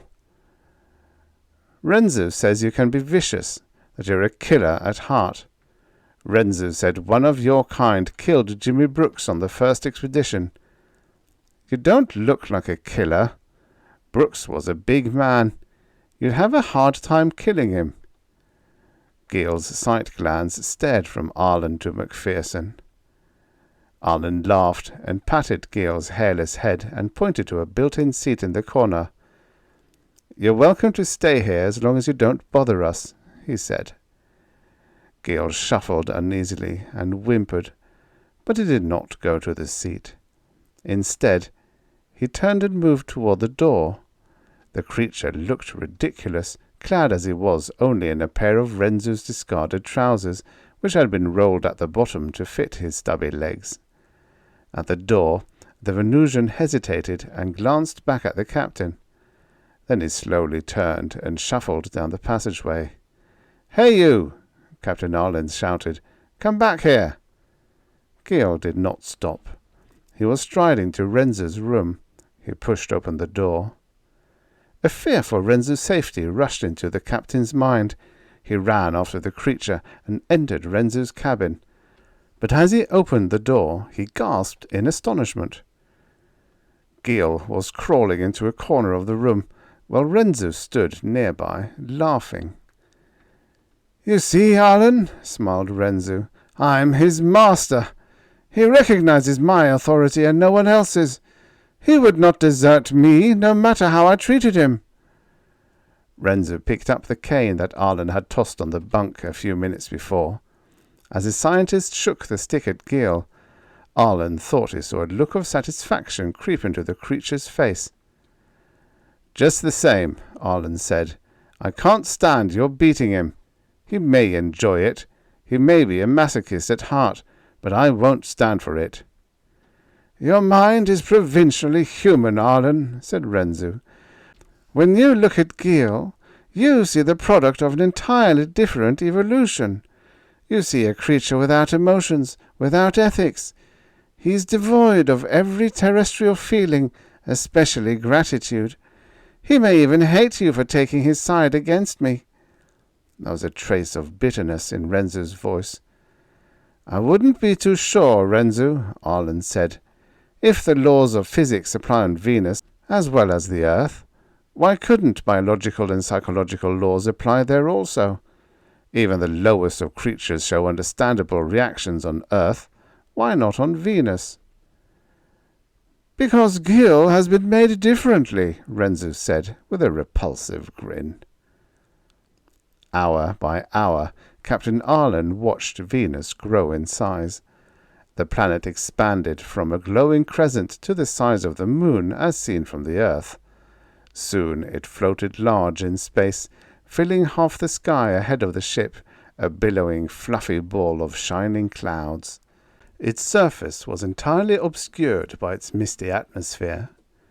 Arlen began braking the ship, and he called Renzu into the control room for a conference on where to pierce the cloud blanket. Renzu, huge and muscular, overdid himself in graciousness as he greeted Arlen in the control room. The scientist seemed to radiate exultation, and he strained himself to appear congenial. The man was excited, Arlen decided, for Arlen himself was thrilled at the prospect of adventure, of seeing strange sights on a strange planet. But the reaction was different in Arlen. Where Renzu swelled and swaggered, Arlen looked dreamily into the clouds ahead. "I'm bringing the ship around to the sunward side," Arlen said. "It's best to land about noon. That is the noon point. The planet turns once in 30 hours, and that will give us a little more than 7 hours of daylight to orient ourselves after the landing." Renzu nodded in agreement. All this had been threshed out before. "Very well," he said, "but it is best that you pierce the clouds at about 45 degrees north latitude. There's ocean there that nearly circles the planet, and there's fewer chances of running into mountains beneath the clouds. Once we're through the cloud belt, we'll have no difficulty. The clouds are 3 or 4 miles above the surface, and there's plenty of room to maneuver beneath them." Arlen twisted the valves, and the deceleration became uncomfortably violent. Renzu's first trip had determined the existence of a breathable atmosphere on the surface of Venus, although the cloud belt was filled with gases given off by Venusian volcanoes, and many of these gases were poisonous to man. In a few minutes, the rocket ship stood off just above the cloud belt. Macpherson checked the landing mechanism and made his final report to the captain.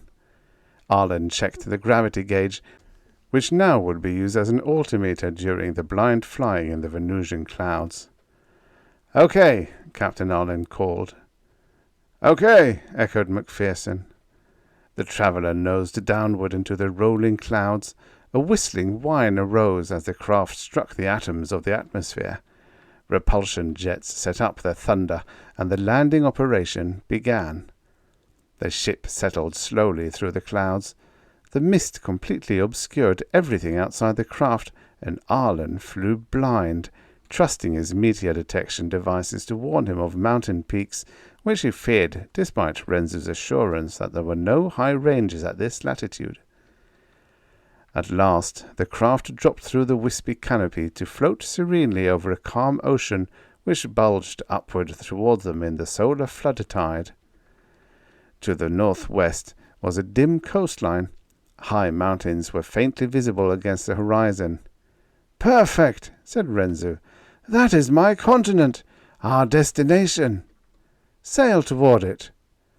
The ship zoomed toward the land at the comparatively slow speed of 500 miles an hour. In a few minutes it was decelerating again, with the continent before them. The high mountain range clambered up from a narrow plain that skirted the sea. This plain was sandy, a desert waste, but Renzu indicated it was the spot for the landing. Arlen brought the traveller down gently, alongside a broad stream that emptied into the sea. When the dust of the landing cleared away, he looked with dumbfounded amazement at the Venusian scene. As far as his eyes could see were barren rocks and sand. There were no trees, no grass, no signs of life. The planet was as sterile as an antiseptic solution. Even seaweed and mosses were missing from the seashore. "Maybe you know what you're doing, Renzu," Arlen said, "but it looks to me as if you directed us to the edge of a desert." "'Tain't no small desert either," chimed Macpherson. "My dear Arlen," Renzu replied, cracking his lips in another of his irritating smiles, "this is one of the most fertile spots on the entire planet. You must remember, Venus is much different from the Earth." Immediately after the landing, all hands, including Renzu, were busy with the routine duties that the expedition required. Gil was giving simple tasks such as unpacking boxes of equipment to be used by the expedition, but the Venusian seemed to attend to these in a preoccupied manner. He worked in a sort of a daze, frequently whimpering like a sick dog, and turning his globular eyes from time to time out of the porthole at the landscape of his native planet. "He's homesick," Macpherson suggested to Arlen.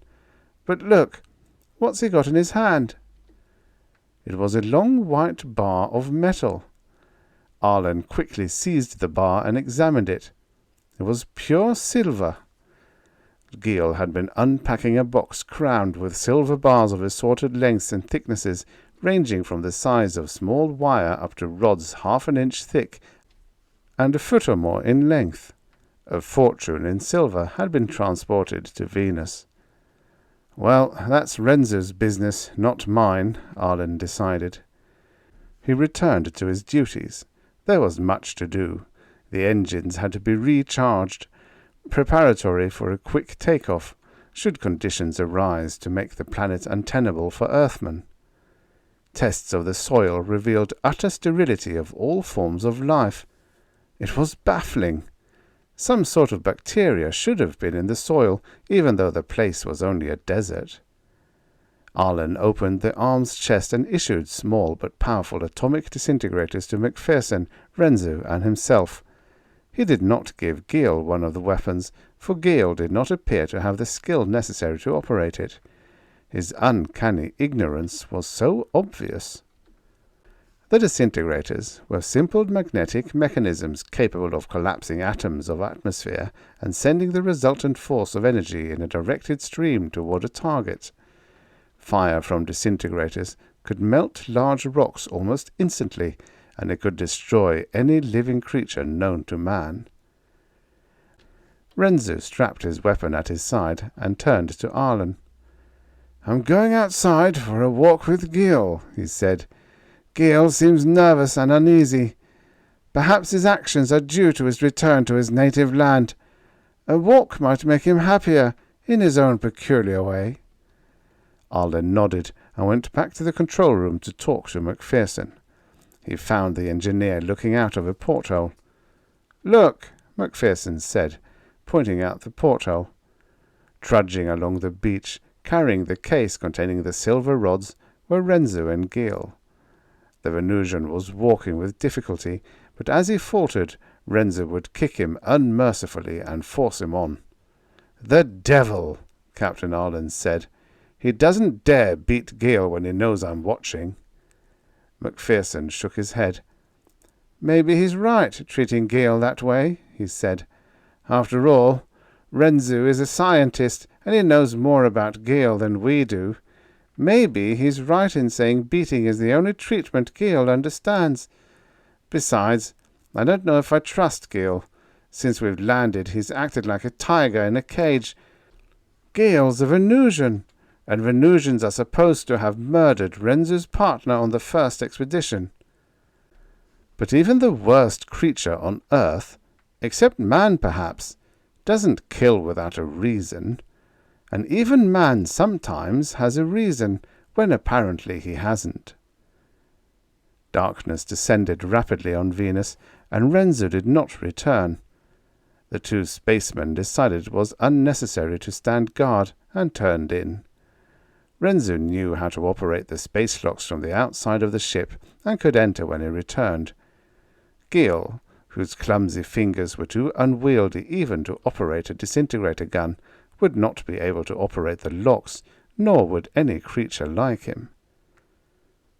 It was still dark when Arlen awakened.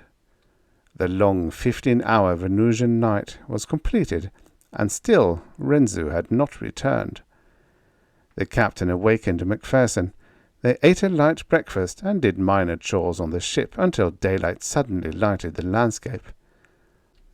"Do you suppose we ought to look for them? Maybe Gil went haywire. Maybe something's happened." Arlen considered. Renzo was armed, while Gil was not. Renzo claimed complete mastery over the Venusian, yet something might have happened to give Gil the upper hand. Not that Renzo didn't deserve it. "I'll go outside and look around," Arlen said. Arlen stepped through the locks. The warm Venusian air was invigorating. He took a deep breath. A shuffling sound behind him caused the captain to turn. There, rounding the end of the ship, was a creature, fully naked, staring at him with gland-like eyes and baring his teeth in a vicious snarl. "Gil!" Arlen cried. "Gil! Where's Renzo?" The creature did not reply. Instead, it advanced slowly with a shuffling crouch, stretching his arms menacingly toward Arlen.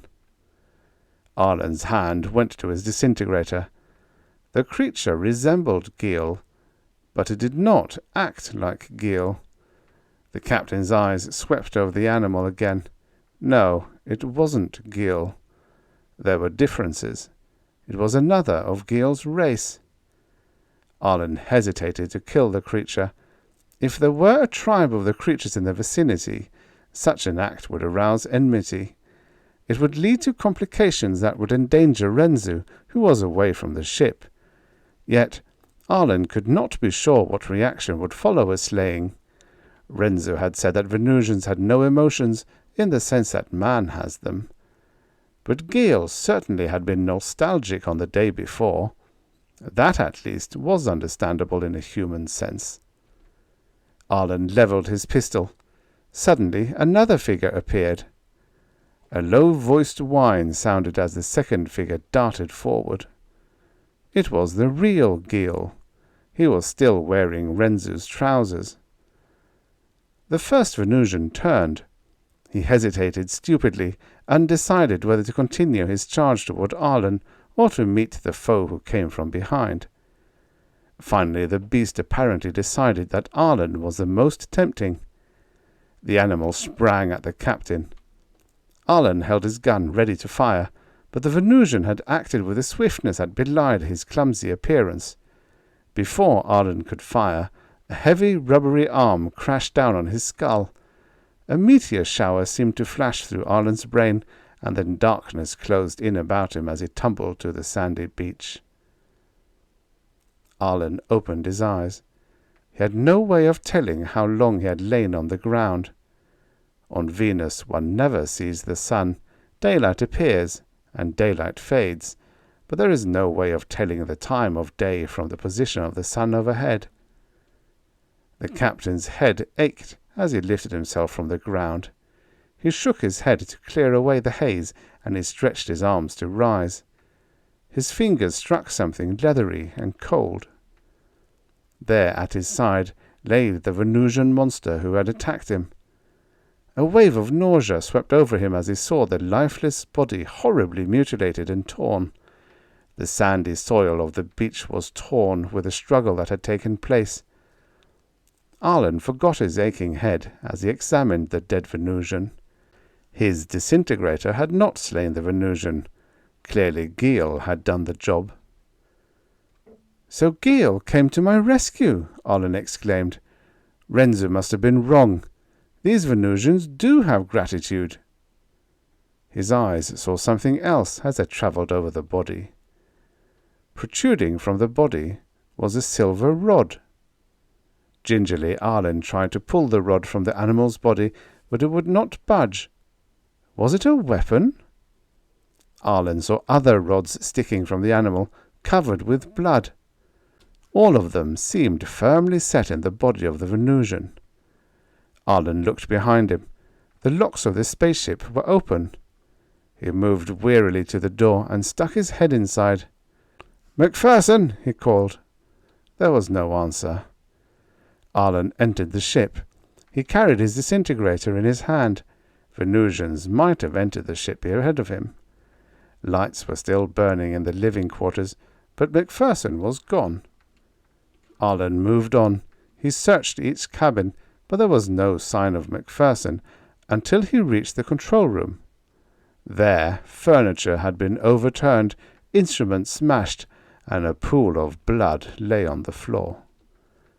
Gil had done this. Arlen was sure that no other Venusian could have entered the ship and crept up on MacPherson without arousing suspicion.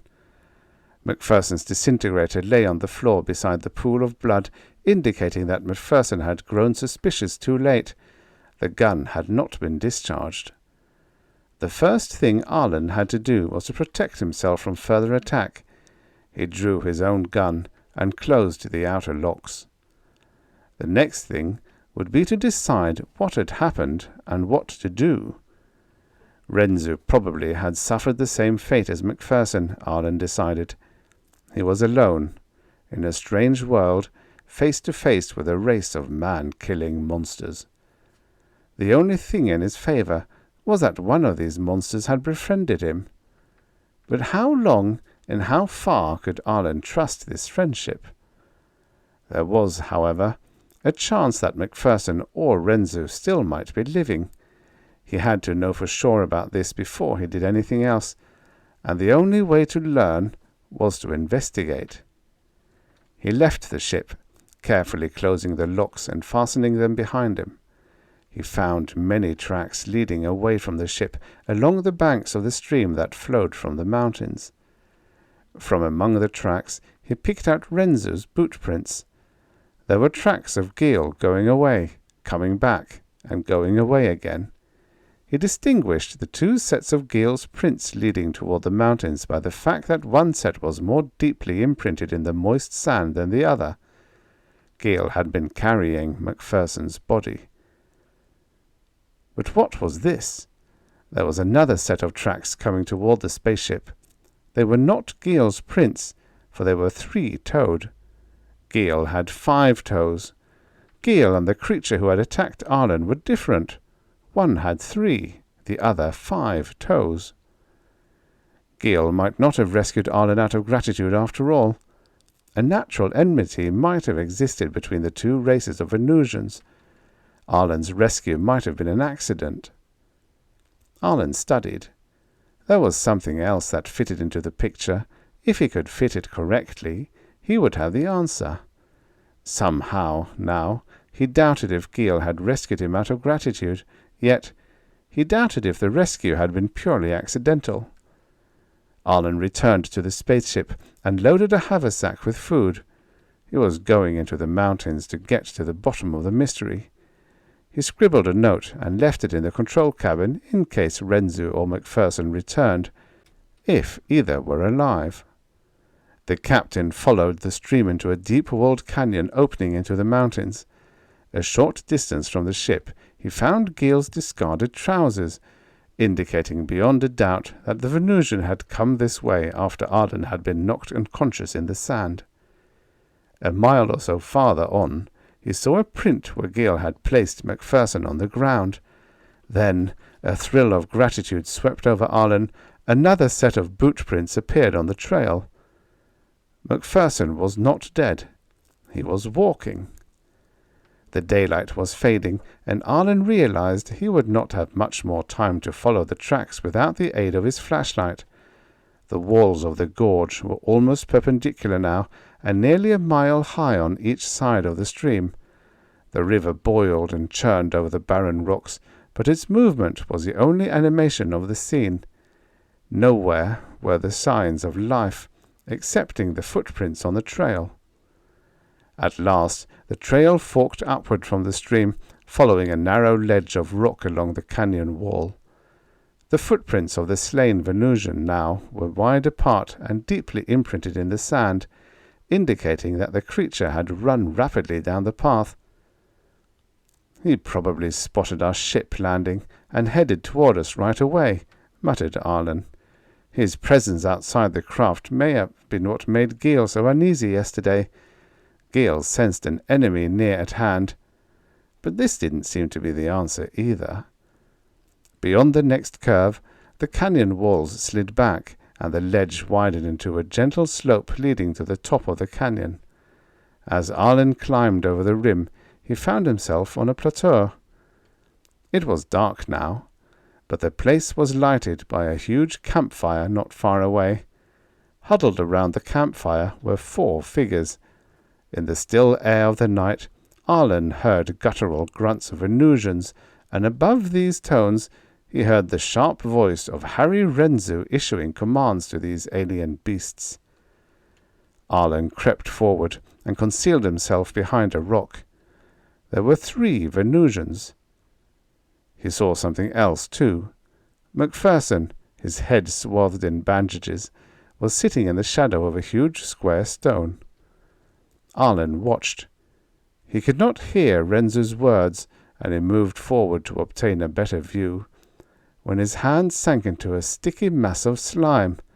"Ugh!" he grunted in disgust, lifting his hand. It was covered with a thick, viscous jelly. It was sticky, and as he turned his flashlight on the stuff, he saw that it was colorless and translucent. It was not a plant or an animal. It did not move. It was cold, and had no structure, nor roots. Shielding his light so it could not be seen from the campfire, Arlen examined the ground around him. There were other small pools of the stuff in the hollows of rocks and in thick masses on the ground. The captain examined the material more closely. It looked strangely familiar, and some of the textbook science he had learned in college came back to him. He remembered examining stuff like this once under a microscope. It was not petroleum, but something vastly different. Something that was synonymous with life. It was protoplasm. Vic Arlen gasped. Protoplasm! Inanimate protoplasm! He forgot he had been nauseated by the slime a moment before, and began to examine the stuff closely. Of course, it was protoplasm. It couldn't be anything else. Vic Arlen had studied it. He knew. Nothing could hold water granules in suspension in exactly the same way. Nothing had the same baffling construction. But there was a question. Scientists admitted life could not exist without protoplasm. But could protoplasm exist without life? In living protoplasm, death alters the structure. But other processes than life could, conceivably, preserve the stability of the substance. This would explain the existence of inanimate protoplasm on Venus. And why didn't inanimate protoplasm exist on the Earth? Arlen thought for a moment and had the answer for that too. Animal life lives on protoplasm, as well as being protoplasm itself. Animate protoplasm can reproduce its kind, but the inanimate kind can neither fight back nor replace its losses. The inanimate protoplasm on the Earth had disappeared with the appearance of the first animal life. The coming of the first microbes had caused it to decay. If protoplasm existed on the face of Venus, it meant there were no bacteria, no germs of any sort, no life. How could Arlen explain Geel without evolution from the simple to the complex? Was evolution working differently on Venus? Again, Arlen had run up a blind alley. The campfire cast a flickering red glow against the clouds. In spots above, the skies were tinted with other glows from the craters of Venusian volcanoes. It was not absolutely dark, but it was far from being as light as a moonlit night on the Earth. Arlen crept closer to the scene. He could see the Venusians plainly now. 2 of them had 3 toes, while 1 had 5. The 5-toed one was Geel. Renzu stood before them, grasping his cane. He would make sharp commands, and the Venusians would rise. If they disobeyed, he would strike them with a cane. They would shriek with pain. At last these maneuvers ceased, and Renzu turned to Macpherson. "They have to be taught everything," he said. "They have no reflex actions, no emotions, no instinct, nothing that the lowest creatures on Earth may have. Yet they have everything that makes those things in the creatures of the Earth." Macpherson did not reply. He was watching with staring eyes, eyes filled with horror. Renzu reached behind a rock. He drew what appeared to be a human skeleton from the shadow. As Arlen looked a second time, he saw that it was not a human skeleton, but an imitation built of the silver rods and wires that Renzu had transported to Venus. The truth was dawning on Arlen, but it was unnecessary now, for Renzu was explaining. "I have created life, Macpherson. I have moulded a human likeness out of protoplasm and fitted it over bones of silver. An electrical device I have made starts the biological processes going, and the protoplasm, working with chemical exactitude, reforms itself into glands, organs, muscles, and nerves. The product is a beast, inferior to man, but superior to the highest animal on Earth, except that he is totally devoid of such things as reflexes, instincts, emotion, and other survival psychological processes." As he spoke, Renzu was moulding some of the protoplasm over the framework of bones. Arlen understood now why the silver rods had protruded from the Venusian he had found on the beach. Those pieces of silver had been the creature's bones. "I made 4 of the creatures on my previous expedition. Brooks helped me construct 3 of them, including the creature that attacked and killed Arlen on the beach. I made Geel myself. Geel was a masterpiece. He was almost, but not quite, human. That is why I took him to Earth with me." "You're inhuman, Renzu," Macpherson managed to say. "You're less human than Geel." "Geel was more human than you think, Macpherson. Brooks, you know, was killed by one of his creations. The same monster that killed Arlen accounted for him. Yet that monster, in some ways, was above average. At least he had the beginnings of an instinct. He wanted to kill.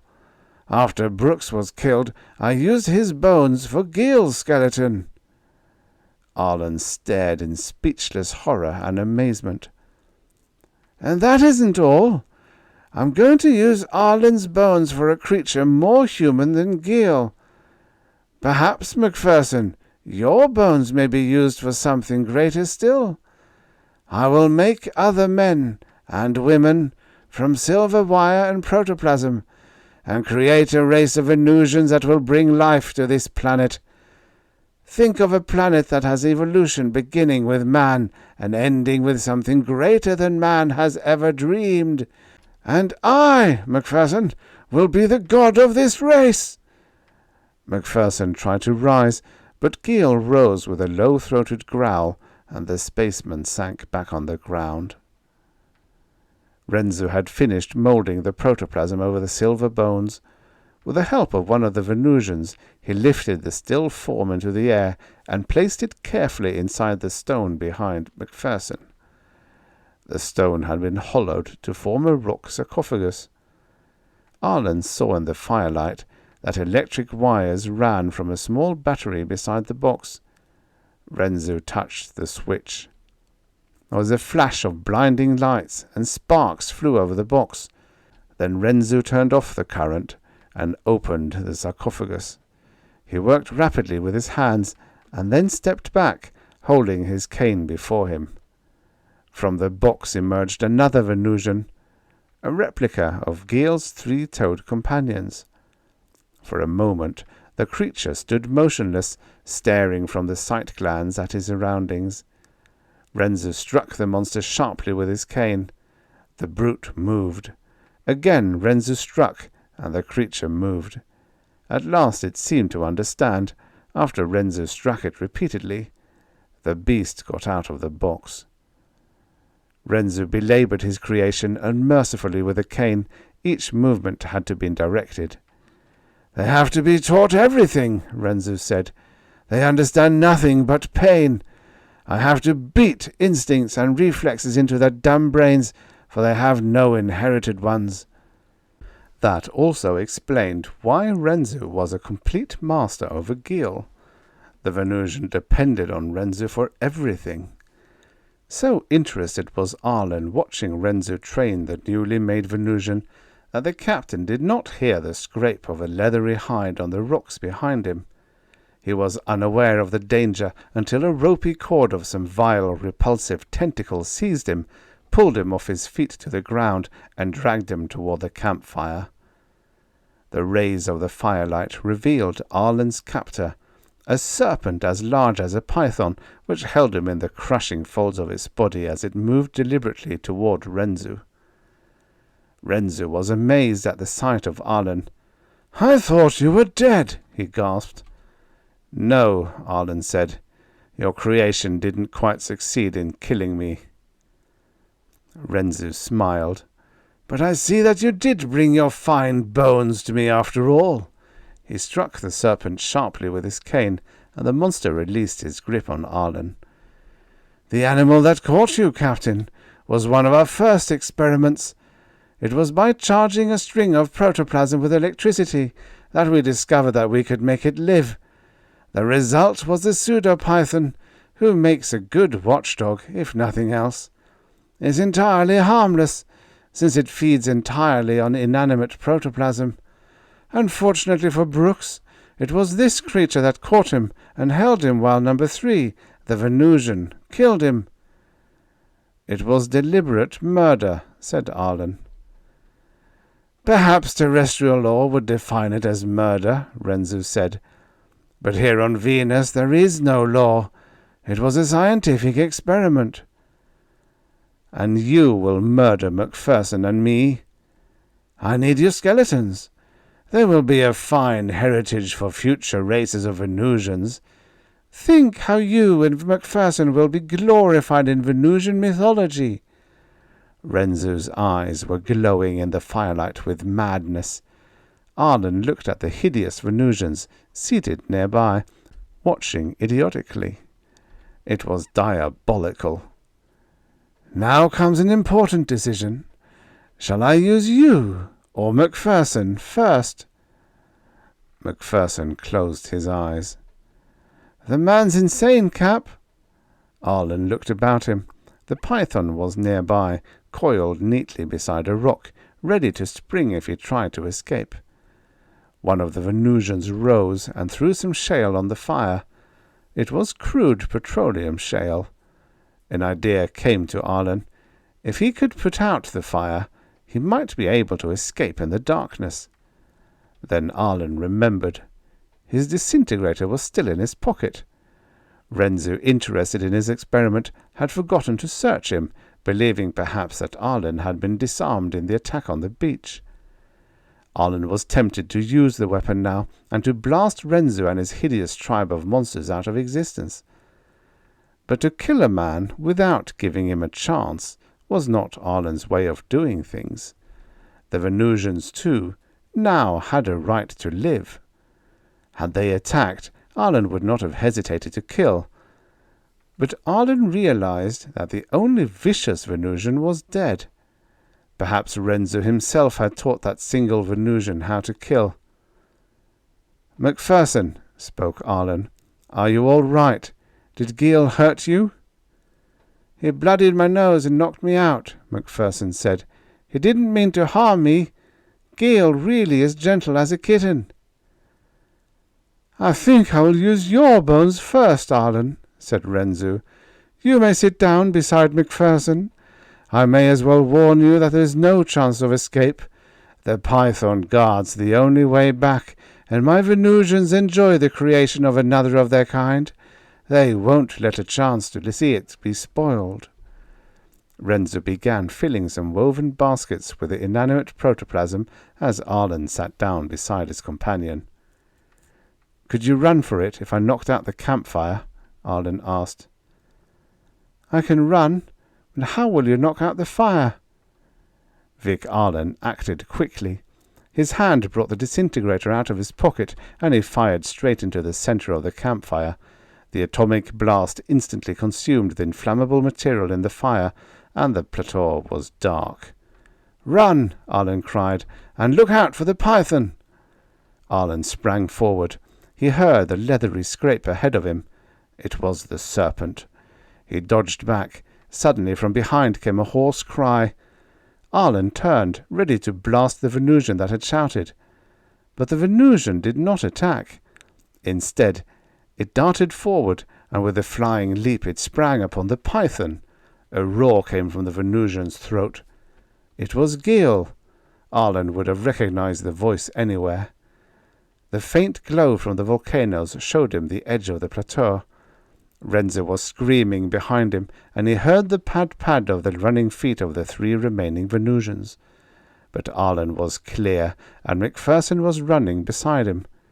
Arlen took his flashlight from his pocket and used it to follow the narrow ledge down the mountain into the canyon.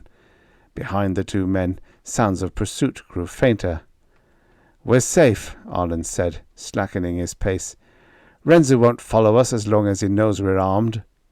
"He's armed too," Macpherson said.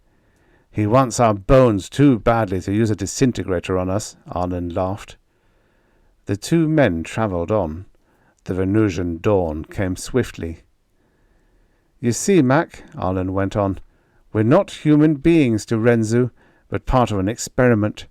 Science has overshadowed Renzu's sense of values. Perhaps he murdered Jimmy Brooks. We know he would have murdered us to perfect an experiment. Renzu was creating life, and he would kill to do it. He wanted to be the god of a world that started with a complex organism instead of a simple microbe.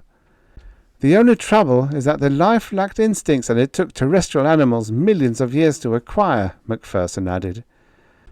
"That's what creation may be, Mac," said Arlen. "We did more in a few minutes than Renzu did with all his scientific knowledge. Gil learned the meaning of gratitude. I treated him kindly, and he repaid me by helping us escape." They reached the ship. The sea was boiling over the sands. Here and there, along the water's edge as the dawn broke over Venus, they saw globose formations of inanimate Venusian protoplasm, seemingly awaiting the spark that would turn them into living organisms. Venus was in an Azoic age, but life was beginning to appear. It was life created by a human god, who also was a human devil, a monster.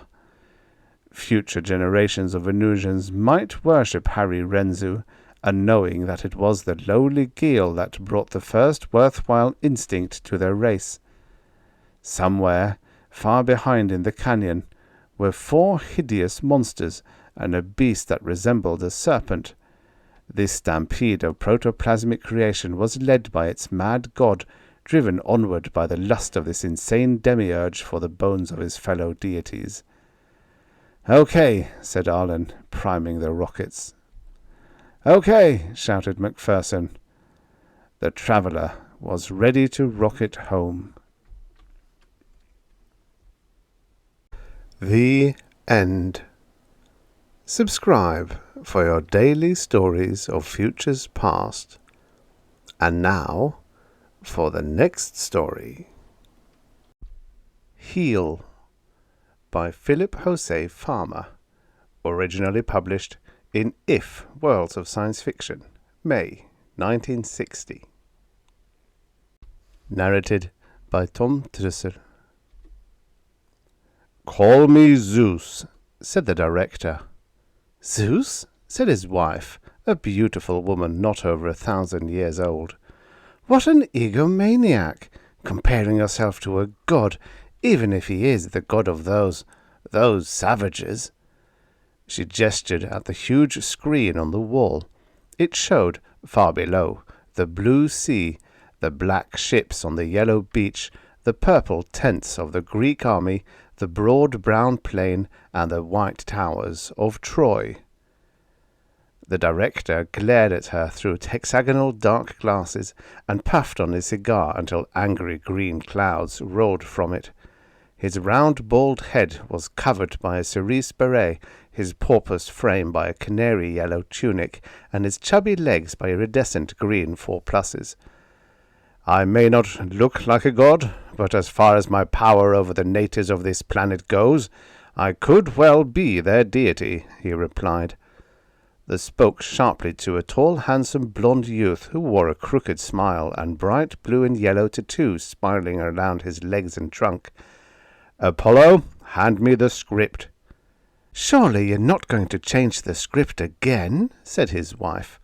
She rose from her chair, and the scarlet web she was wearing translated the shifting microvoltages on the surface of her skin into musical tones.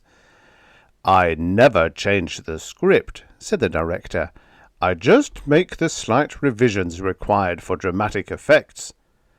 "I don't care what you do to it, just so as you don't allow the Trojans to win. I hate those despicable brutes." Apollo laughed loudly, and he said, "Ever since she and Athena and Aphrodite thought of that goofy stunt of asking Paris to choose the most beautiful of the 3, and he gave the prize to Aphrodite, Hera's hated the Trojans. Really, Hera, why blame those simple, likable people for the actions of only one of them? I think Paris showed excellent judgment. Aphrodite was so grateful she contrived to get that lovely Helen for Paris, and—" "Enough of this private feud," snapped the director. "Apollo, I told you once to hand me the script." Achilles at midnight paced back and forth before his tent. Finally, in the agony of his spirit, he called to Thetis. The radio which had been installed in his shield, unknown to him, transmitted his voice to a cabin in the great spaceship hanging over the Trojan plain. Thetis, hearing it, said to Apollo, "Get out of my cabin, you heel, or I'll have you thrown out." "Leave?" he said. "Why? So you can be with your barbarian lover?" "He is not my lover," she said angrily, "but I'd take even a barbarian as a lover before I'd have anything to do with you. Now get out, and don't speak to me again unless it's in the line of business." "Any time I speak to you, I mean business," he said, grinning. "Get out, or I'll tell my father." "I hear and obey, but I'll have you one way or another." Thetis shoved him out. Then she quickly put on the suit that would bend light around her to make her invisible and transport her through the air and do many other things. Out of a port she shot, straight toward the tent of her protégé. She did not decelerate until she saw him standing tall in the moonlight, his hands still raised in entreaty. She landed and cut the power off so he could see her. "Mother, mother!" cried Achilles. "How long must I put up with Agamemnon's high-handedness?" Thetis took him by the hand and led him into the tent. "Is Patroclus around?" she asked. "No, he is having some fun with Iphis, that buxom beauty I gave him after I conquered the city of Scyrus." "There's a sensible fellow," said Thetis. "Why don't you forget this fuss with King Agamemnon and have fun with some rosy-cheeked darling?" But a painful expression crossed her face as she said it. Achilles did not notice the look. "I am too sick with humiliation and disgust to take pleasure in anything. I am full up to here with being a lion in the fighting, and yet having to give that jackal Agamemnon the lion's share of the loot, just because he has been chosen to be our leader. Am I not a king in Thessaly? I wish. "Yes?" said Thetis eagerly. "Do you want to go home?" "I should go home. Then the Greeks would wish they'd not allowed Agamemnon to insult the best man among them." "Oh, Achilles, say the word, and I'll have you across the sea and in your palace in an hour," she said excitedly. She was thinking, "The director will be furious if Achilles disappears, but he won't be able to do anything about it, and the script can be revised. Hector or Odysseus or Paris can play the lead role." "No," Achilles said. "I can't leave my men here. They'd say I had run out on them, that I was a coward, and the Greeks would call me a yellow dog. No, I'll allow no man to say that." Thetis sighed and answered sadly, "Very well. What do you want me to do?" "Go ask Zeus. If he will give Agamemnon so much trouble, he'll come crawling to me, begging for forgiveness and pleading for my help." Thetis had to smile. The enormous egotism of the beautiful brute, taking it for granted that the Lord of creation would bend the course of events so Achilles could salvage his pride. Yet, she told herself, she need not be surprised. He had taken it calmly enough the night she'd appeared to him and told him that she was a goddess and his true mother. He had always been convinced divine blood ran in his veins. Was he not superior to all men? Was he not Achilles? "I will go to Zeus," she said, "but what he will do, only he knows." She reached up and pulled his head down to kiss him on the forehead. She did not trust herself to touch the lips of this man who was far more a man than those he supposed to be gods. The lips she longed for. The lips soon to grow cold. She could not bear to think of it. She flicked the switch to make her invisible, and after leaving the tent, rose toward the ship. As always, it hung at 4,000 feet above the plain, hidden in the inflated plastic folds that simulated a cloud. To the Greeks and Trojans, the cloud was the home of Zeus, anchored there so he could keep a close eye on the struggle below. It was he who would decide whether the walls of Troy would stand or fall. It was to him that both sides prayed. The director was drinking a highball in his office and working out the details of tomorrow's shooting with his cameramen. "We'll give that Greek Diomedes a real break. Make him the big hero. Get a lot of close-ups. He has a superb profile and a sort of flair about him. It's all in the script. What aristocrats he kills, how many narrow escapes, and so on. But about noon, just before lunch, we'll wound him. Not too badly, just enough to put him out of action. Then we'll see if we can whip up a big tear-jerker between that Trojan and his wife. What's her name?" He looked around as if he expected them to feed him the answer, but they were silent. It was not wise to know more than he. He snapped his fingers. "Andromache, that's it." "What a memory! How do you keep all those barbaric names at your tongue's tip? Photographic!" and so on from the sycophants. "Okay, so after Diomedes leaves the scene, you, Apollo, will put on a simulacrum of Helenos, the Trojan prophet. As Helenos, you will induce Hector to go back to Troy and get his mother, the queen, to pray for victory. We can get some colorful shots of the temple and the local religious rites. Meantime, we'll set up a touching domestic scene between Hector and his wife. Bring in their baby boy. A baby's always good for oohs and ahs. Later, after coffee break, we'll—" Apollo drifted through the crowd toward the director's wife. She was sitting on a chair and moodily drinking. However, seeing Apollo, she smiled with green-painted lips and said, "Do sit down, darling. You needn't worry about my husband being angry because you're paying attention to me. He's too busy shining down on his little satellites to notice you." Apollo seated himself in a chair facing her and moved forward so their knees touched.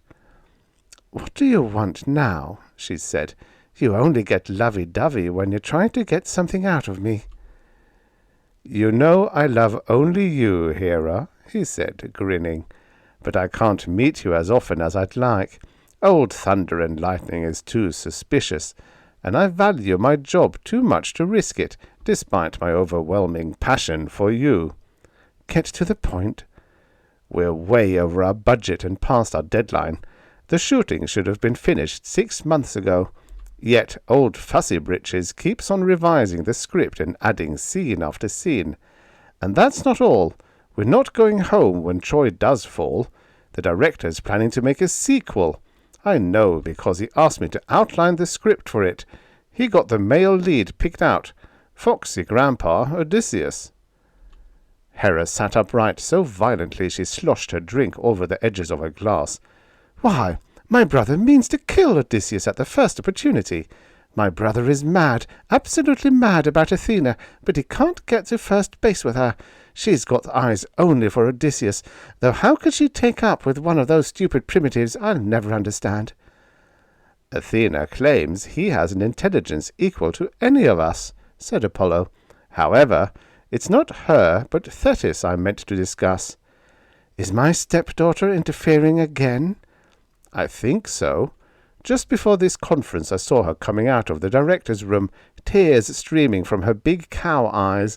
I imagine she was begging him again to spare Achilles, or at least to allow the Trojans to win for a while, so Agamemnon will give back to Achilles the girl he took from him, that tasty little dish, Briseis." "You ought to know how tasty she is," said Hera bitterly. "I happen to know you drugged Achilles several nights in a row and then put on a simulacrum." "A handy little invention, that simulacrum," said Apollo. "Put one on and you can look like anybody you want to look like. Your jealousy is showing, Hera. However, that's not the point. If Thetis keeps playing on her father's sympathies like an old flute, this production will last forever. Frankly, I'd like to shake the dust of this crummy planet from my feet, get back to civilization before it forgets what a great scriptwriter I am." "What do you propose?" "I propose to hurry things up. Eventually, Achilles is supposed to quit sulking and take up arms again. So far, the director's been indefinite on how we'll get him to do that. Well, we'll help him without his knowing it. We'll fix it so the Trojans will beat the Greeks even worse than the director intends. Hector will almost run them back into the sea. Agamemnon will beg Achilles to get back into the ring. He'll give him back the loot he took from him, including Briseis, and he'll offer his own daughter in marriage to Achilles. Achilles will refuse, but we'll have him all set up for the next move. Tonight, a technician will implant a post-hypnotic suggestion in Achilles that he send his buddy Patroclus, dressed in Achilles' armor, out to scare the kilts off the Trojans. We'll generate a panic among the Trojans with a subsonic projector. Then we'll arrange it so Hector kills Patroclus. That is the one thing to make Achilles so fighting mad he'll quit sulking." "Patroclus? But the director wants to save him for the big scene when Achilles is knocked off. Patroclus is supposed to put Achilles' armor on, storm the Scaean gate, and lead the Greeks right into the city." "Accidents will happen," said Apollo.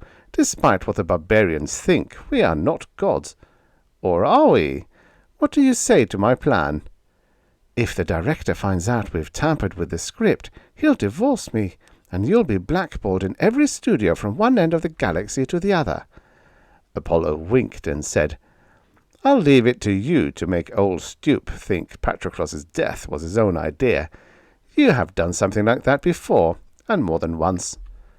She laughed and said, "Oh, Apollo, you're such a heel." He rose. "Not a heel, just a great script writer. Our plan will give me a chance to kill Achilles much sooner than the director expects, and it'll all be for the good of the script."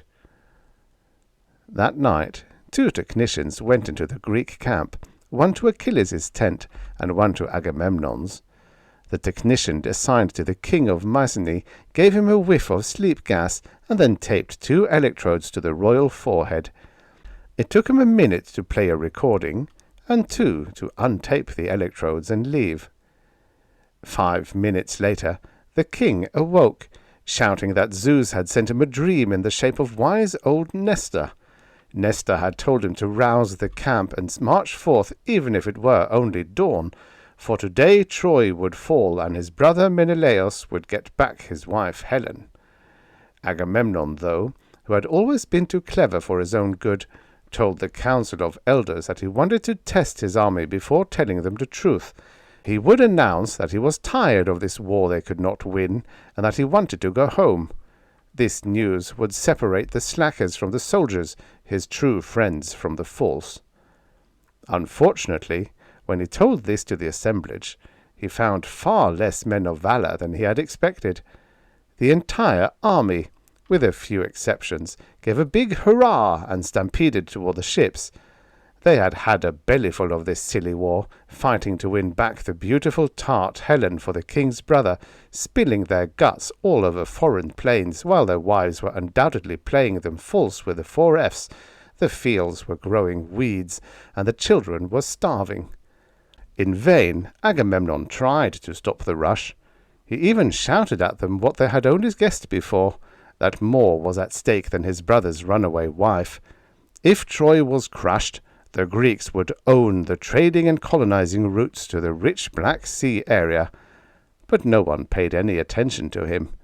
They were too concerned with knocking each other over in their haste to get the ships ready to sail. At this time, the only people from the spaceship on the scene were some cameramen and technicians. They were paralyzed by the unexpectedness of the situation, and they were afraid to use their emotion-stimulating projectors. By the flick of a few switches, the panic could be turned into aggression. But it would have been aggression without a leader. The Greeks, instead of automatically turning to fight the Trojans, would have killed each other, sure that their fellows were trying to stop them from embarking for home. The technicians did not dare to waken the director and acknowledge they could not handle a simple mob scene. But one of them did put a call through to one of the director's daughters, Athena. Athena zipped down to Odysseus and found him standing to one side, looking glum. He had not panicked, but he also was not interfering. Poor fellow, he longed to go home to Penelope. In the beginning of this useless war, he had pretended madness to get out of being drafted, but once he had sworn loyalty to the king, he would not abandon him. Athena flicked off her light bender so he could see her. She shouted, "Odysseus, don't just stand there like a lump on a bog. Do something, or all will be lost. The war, the honor of the Greeks, the riches you will get from the loot of Troy. Get going." Odysseus, never at a loss, tore the wand of authority from the king's numbed hand and began to run through the crowd. Everybody he met he reproached with cowardice, and backed the sting of his words with the hard end of the wand on their backs. Athena signaled to the technicians to project an aggression-stimulating frequency. Now that the Greeks had a leader to channel their courage, they could be diverted back to fighting. There was only one obstacle: Thersites. He was a lame hunchback with the face of a baboon and a disposition to match. Thersites cried out in a hoarse, jeering voice, "Agamemnon, don't you have enough loot? Do you still want us to die so you may gather more gold and beautiful Trojan women in your greedy arms? You Greeks, you're not men. You're women who will do anything this disgrace to a crown tells you to do. Look what it did to Achilles. robbed him of Briseis, and in so doing robbed us of the best warrior we have. If I were Achilles, I'd knock Agamemnon's head off." "We've put up with your outrageous abuse long enough," shouted Odysseus. He began thwacking Thersites on the head and the back until the blood ran. "Shut up, or I'll kill you." At this the whole army, which hated Thersites, roared with laughter. Odysseus had relieved the tension. Now they were ready to march under Agamemnon's orders. Athena sighed with relief and radioed back to the ship that the director could be awakened. Things were well in hand. And so they were, until a few days later, when Apollo and Hera, waiting until the director had gone to bed early with a hangover from the night before, induced Hector to make a night attack. The fighting went on all night, and at dawn Patroclus ran into Achilles' tent. "Terrible news!" he cried. "The Trojans have breached the walls around our ships and are burning them. Diomedes, Agamemnon, and Odysseus are wounded. If you do not lead your men against Hector, all is lost." "Too bad," said Achilles, but the blood drained from his face. "Don't be so hard-hearted," shouted Patroclus. "If you won't fight, at least allow me to lead the Myrmidons against the enemy. Perhaps we can save the ships and drive Hector off." Achilles shouted back, "Very well. You know I give you, my best friend, anything you want. But I will not for all the gold in the world serve under a king who robs me of prizes I took with my own sword. However, I will give you my armor, and my men will march behind you." Then, sobbing with rage and frustration, he helped Patroclus dress in his armor. "Do you see this little lever in the back of the shield?" he said. "When an enemy strikes at you, flick it this way. The air in front of you will become hard, and your foe's weapon will bounce off the air. Then, before he recovers from his confusion, flick the lever the other way. The air will soften and allow your spear to pass, and the spear point will shear through his armor as if it were cheese left in the hot sun. It is made of some substance harder than the hardest bronze made by the hand of man." "So this is the magic armor your divine mother Thetis gave you," said Patroclus. "No wonder." "Even without this magic, or force field, as Thetis calls it, I am the best man among Greek and Trojan," said Achilles matter-of-factly. "There, now you are almost as magnificent as I am. Go forth in my armor, Patroclus, and run the Trojans ragged. I will pray to Zeus that you come back safely. There is one thing you must not do, though. No matter how strong the temptation, do not chase the Trojans too close to the city, even if you are on the heels of Hector himself. Thetis has told me that Zeus does not want Troy to fall yet. If you were to threaten it now, the gods would strike you down." "I will remember," said Patroclus. He got into Achilles' chariot and drove off proudly to take his place in front of the Myrmidons. The director was so red in the face he looked as if his head was one huge blood vessel. "How in space did the Trojans get so far?" he screamed. "And what is Patroclus doing in Achilles' armor? There's rank inefficiency here, or else skullduggery. Either one, heads will roll, and I think I know whose. Apollo, Hera, what have you two been up to?" "Why, husband," said Hera, "how can you say I had anything to do with this? You know how I hate the Trojans. As for Apollo, he thinks too much of his job to go against the script." "All right, we'll see. We'll get to the bottom of this later. Meanwhile, let's direct the situation so it'll end up conforming to the script." But before the cameramen and technicians could be organized, Patroclus, leading the newly inspired Greeks, slaughtered the Trojans as a lion kills sheep. He could not be stopped, and when he saw Hector running away from him, he forgot his friend's warning and pursued him to the walls of Troy. "Follow me!" yelled Patroclus to the Greeks. "We will break down the gates and take the city within an hour." It was then Apollo projected fury into Hector, so that he turned to battle the man he thought was Achilles. And Apollo, timing to coincide with the instant that Patroclus flicked off his force field, struck him a stunning blow from behind. At the same time, a spear thrown by a Trojan wounded Patroclus in the back. Dazed, hurt, the Greek started back toward his men, but Hector ran up and stabbed him through the belly, finding no resistance to his spear because Patroclus had not turned the force field back on. Patroclus hit the ground with a crash of armor. "No, no, you fool, Apollo!" shouted the director into the radio. "He must not die! We need him later for the script! You utter fool! You've bumbled!" Thetis, who had been standing behind the director, burst into tears and ran into a cabin. "What's the matter with her?" asked the director. "You may as well know, darling," said Hera, "that your daughter is in love with a barbarian." "Thetis? In love with Patroclus? Impossible!" Hera laughed and said, "Ask her how she feels about the planned death of Achilles. That is whom she is weeping for, not Patroclus. She foresees Achilles' death in his friends, and I imagine she will go to comfort her lover, knowing his grief when he hears that Patroclus is dead." "That's ridiculous. If she's in love with Achilles, why would she tell Achilles she is his mother?" "For the very reason she loves him but doesn't want him to know. She, at least, has sense enough to realize no good could come from a match with one of those earth primitives. So she stopped any passes from him with that maternal bit. If there is one thing the Greeks respect, it is the incest taboo." "I'll have him knocked off as soon as possible. Thetis might lose her head and tell him the truth. Poor little girl, she's been away from civilization too long. We'll have to wind up this picture and get back to God's planet." Hera watched him go after Thetis, and then switched to a private channel. "Apollo, the director is very angry with you, but I've thought of a way to smooth his feathers. We'll tell him that killing Patroclus was the only way to get Achilles back into the fight.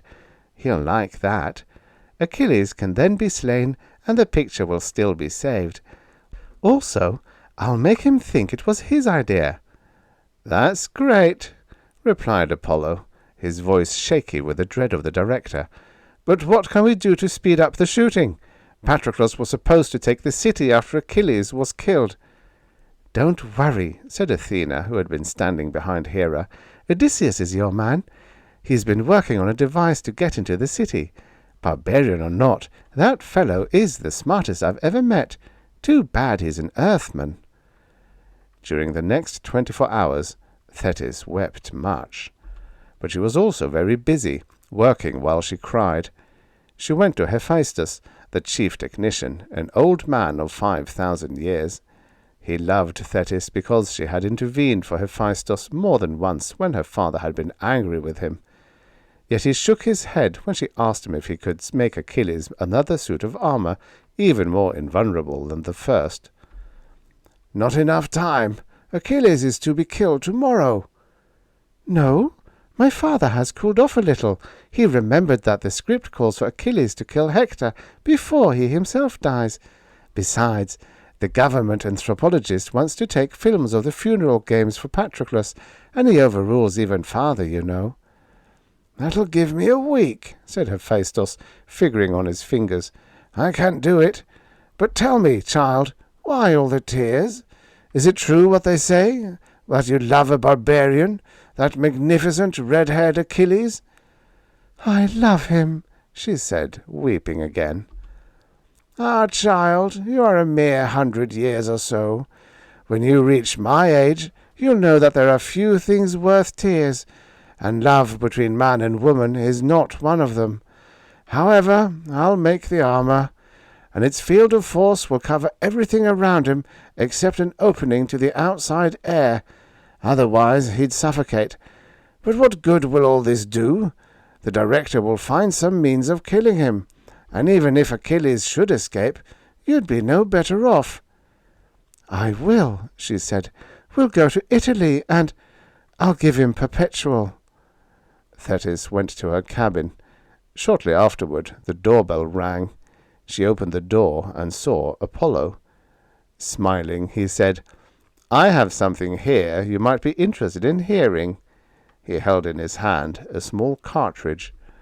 Seeing it, her eyes widened in surprise. "Yes, it's a recording," he said, and he pushed past her into the room. "Let me put it in your playback." "You don't have to," she replied. "I presume you had a microphone planted in Hephaestus' cabin." "Correct. Won't your father be angry if somebody sends him a note telling him you're planning to ruin the script by running off to Italy with a barbarian? And not only that, but inject perpetual into the barbarian to increase his lifespan. Personally, if I were your father, I'd let you do it. You'd soon grow sick of your handsome but uncouth booby." Thetis did not answer. "I really don't care," he said. "In fact, I'll help you. I can arrange it so the arrow that hits Achilles' heel will be a trick one. Its head will just seem to sink into his flesh. Inside it will be a needle that will inject a cataleptic agent. Achilles will seem to be dead, but will actually be in a state of suspended animation. We'll sneak his body at night from the funeral pyre and substitute a corpse. A biotech who owes me a favor will fix up the face of a dead Trojan or Greek to look like Achilles's. When this epic is done, and we're ready to leave Earth, you can run away. We'll not miss you until we're light years away." "And what do you want in return for arranging all this? My thanks." "I want you." Thetis flinched. For a moment she stood with her eyes closed and her hands clenched. Then, opening her eyes, she said, "All right. I know that is the only way open for me. It's also the only way you could have devised to have me, but I want to tell you that I loathe and despise you, and I'll be hating every atom of your flesh while you're in possession of mine." He chuckled and said, "I know it, but your hate will only make me relish you the more. It'll be the sauce on the salad." "Oh, you heel," she said in a trembling voice. "You dirty, sneaking, miserable, slimy heel." "Agreed." He picked up a bottle and poured 2 drinks. "Shall we toast to that?" Hector's death happened, as planned, and the tear-jerking scene in which his father, King Priam, came to beg his son's body from Achilles.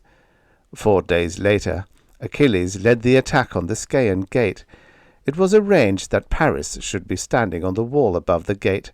Apollo, invisible behind him, would shoot the arrow that would strike Achilles' foot if Paris's arrow bounced off the force field.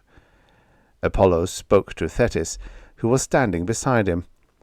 "You seem very nervous. Don't worry. You'll see your lovely warrior in Italy in a few weeks, and you can explain to him that you aren't his mother, that you had to tell him that to protect him from the god Apollo's jealousy. But now that Zeus has raised him from the dead, you have been given to him as a special favor, and all will end happily. That is, until living with him will become so unbearable you'd give 1,000 years of your life to leave this planet. Then, of course, it'll be too late. There won't be another ship along for several millennia." "Shut up," she said. "I know what I'm doing." "So do I," he said.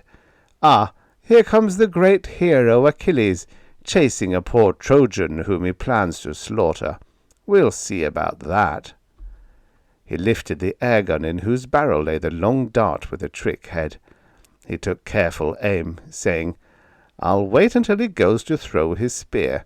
His force field will be off. Now!" Thetis gave a strangled cry. Achilles, the arrow sticking from the tendon just above the heel, had toppled backward from the chariot onto the plain, where dust settled on his shining armor. He lay motionless. "Oh, that was an awful fall," she moaned.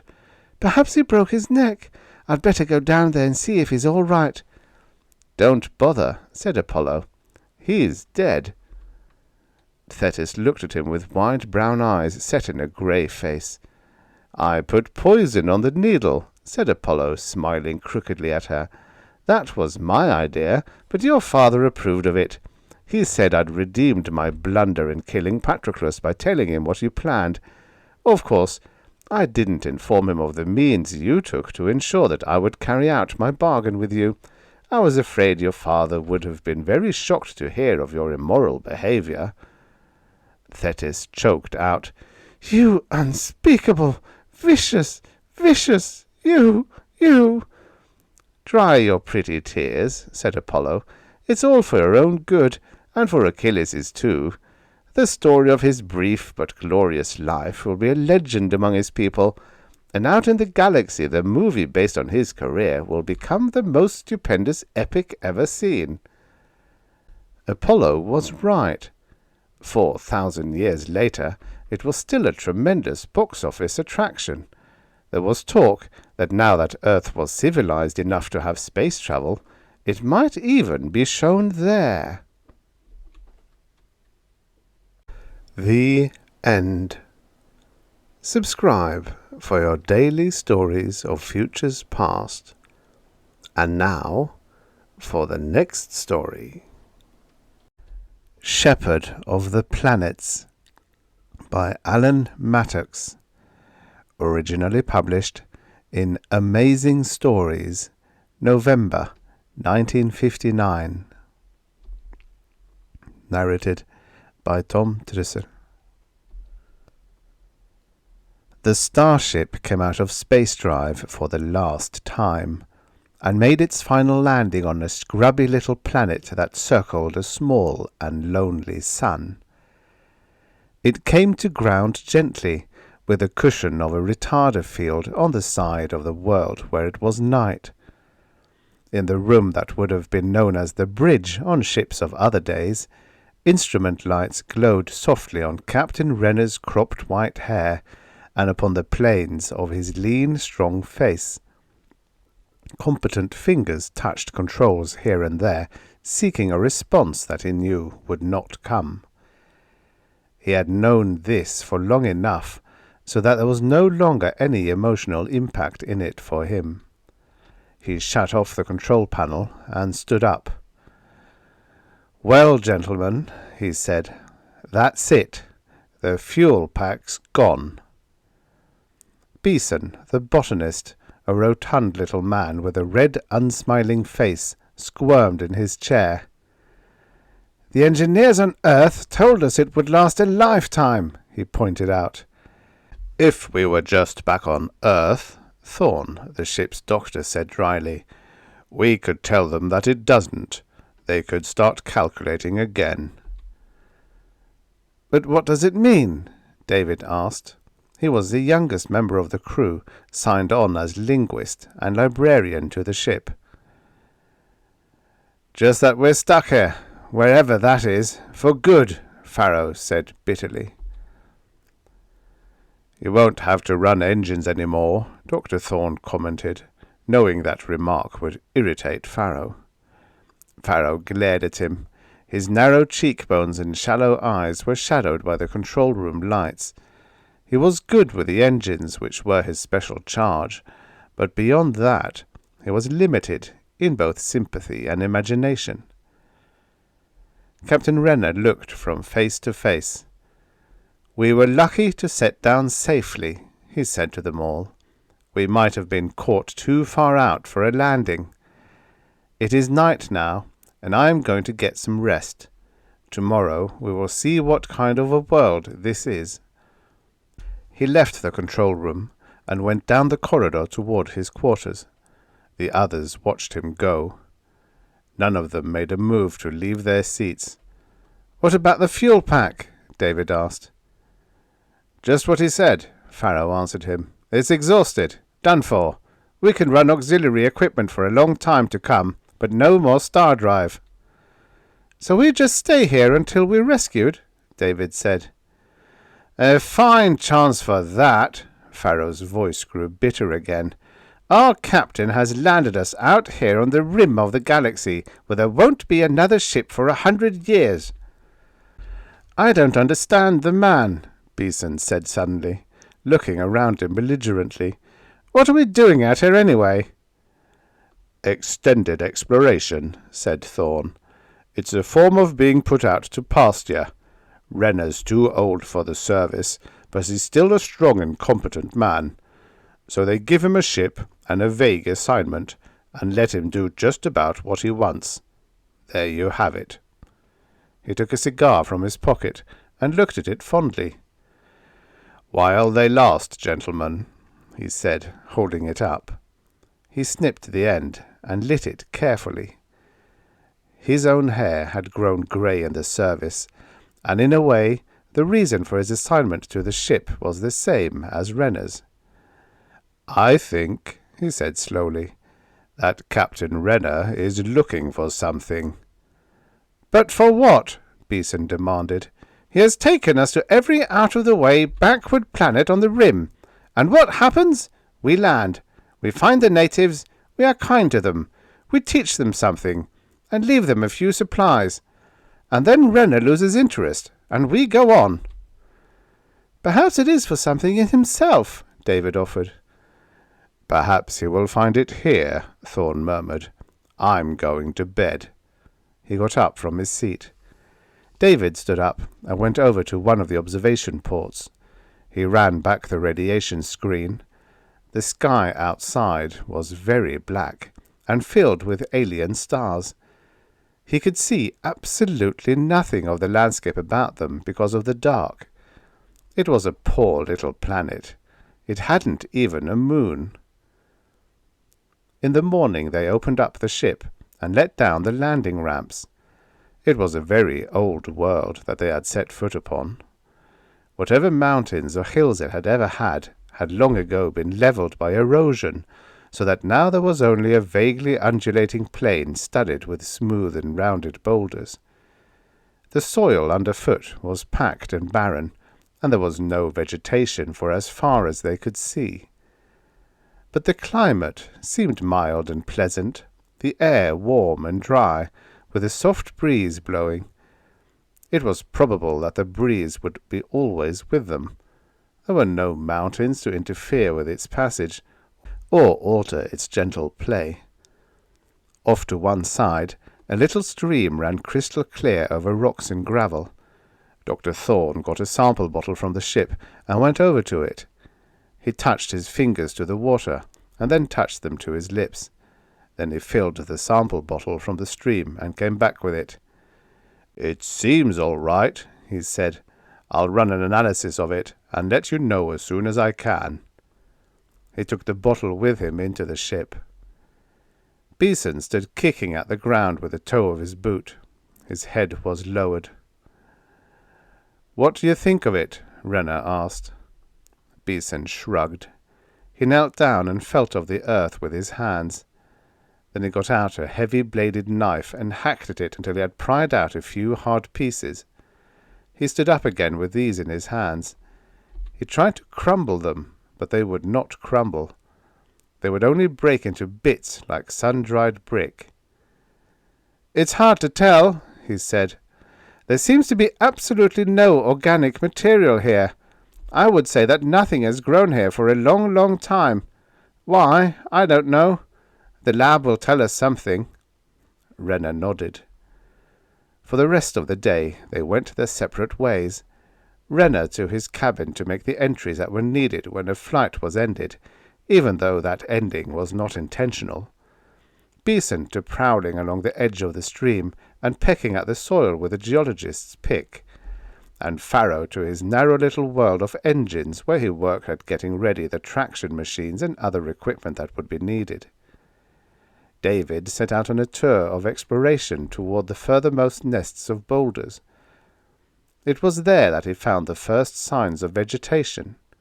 In and around some of the larger groups of rocks he found mosses and lichens growing. He collected specimens of them to take back with him. It was out there, far from the ship, that he saw the first animate life. When he returned, it was growing toward evening. He found that the others had brought tables from the ship and sleeping equipment and set it up outside. Their own quarters would have been more comfortable, but the ship was always there for their protection, if they needed it, and they were tired of its confinement. It was a luxury to sleep outdoors, even under alien stars. Someone had brought food from the synthesizer and arranged it on a table. They were eating when he arrived.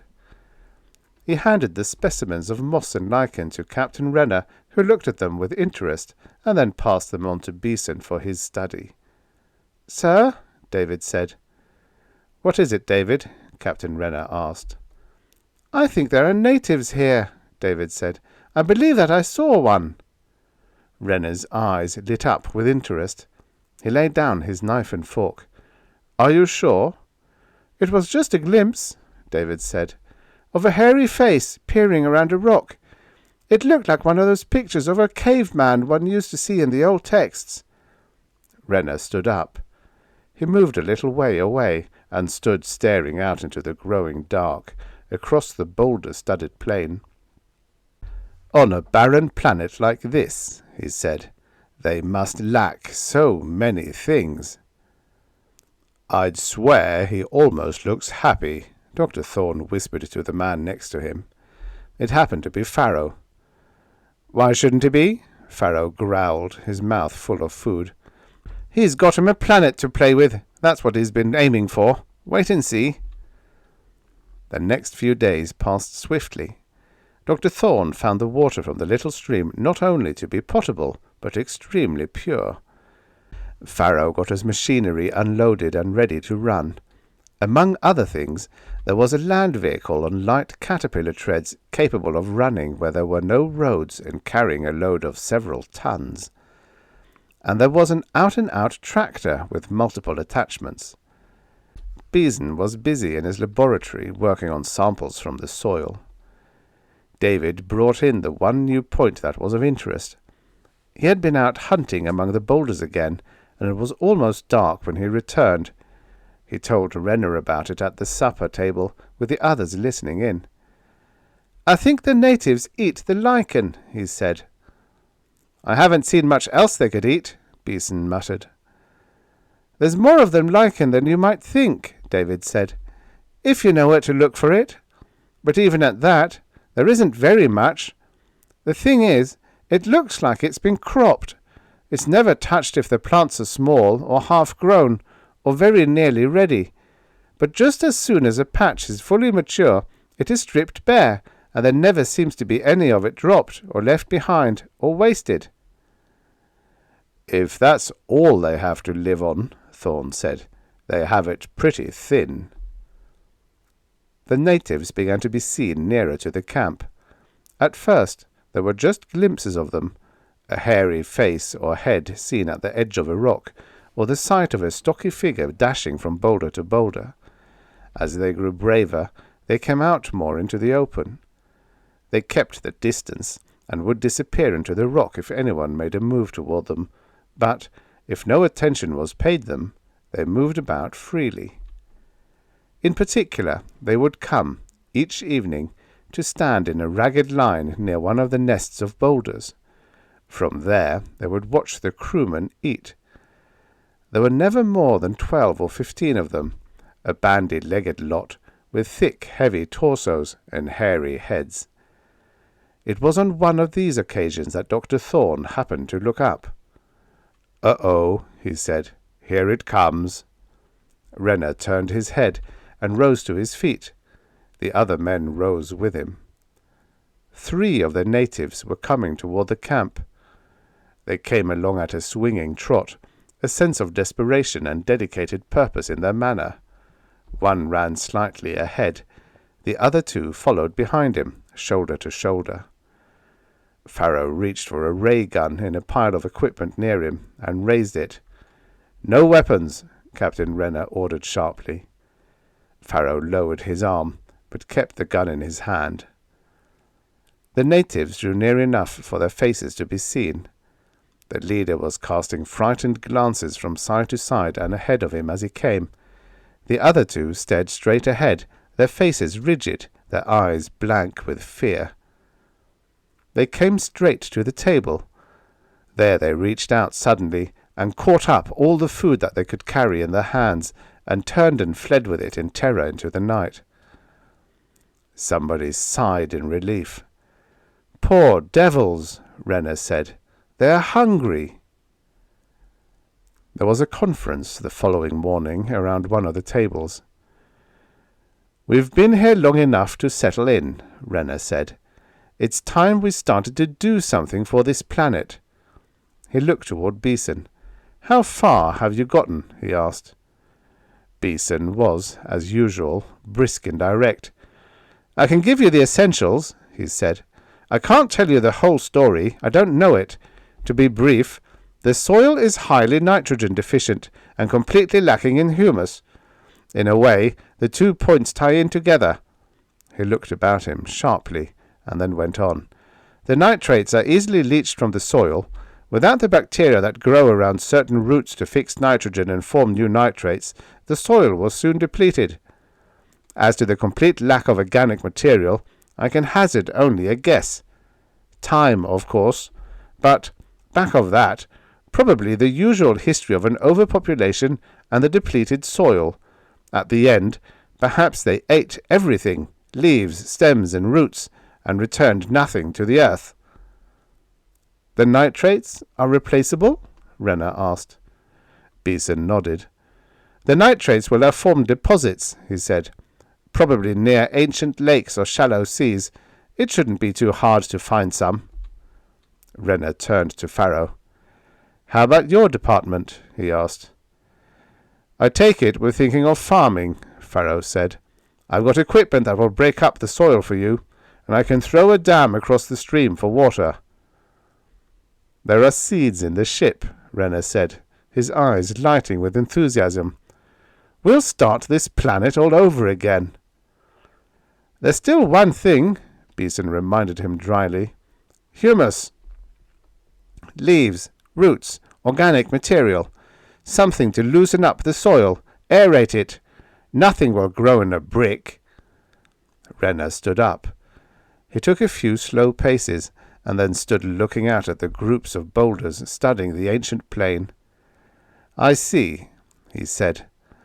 "And there's only one place to get it. We'll have to use the lichens and the mosses." "There'll be trouble with the natives if you do," Thorne said. Renner looked at him. He frowned thoughtfully. "You'll be taking their only food," the doctor pointed out. "We can feed them from the synthesizer," Renner answered. "We know that they will eat it."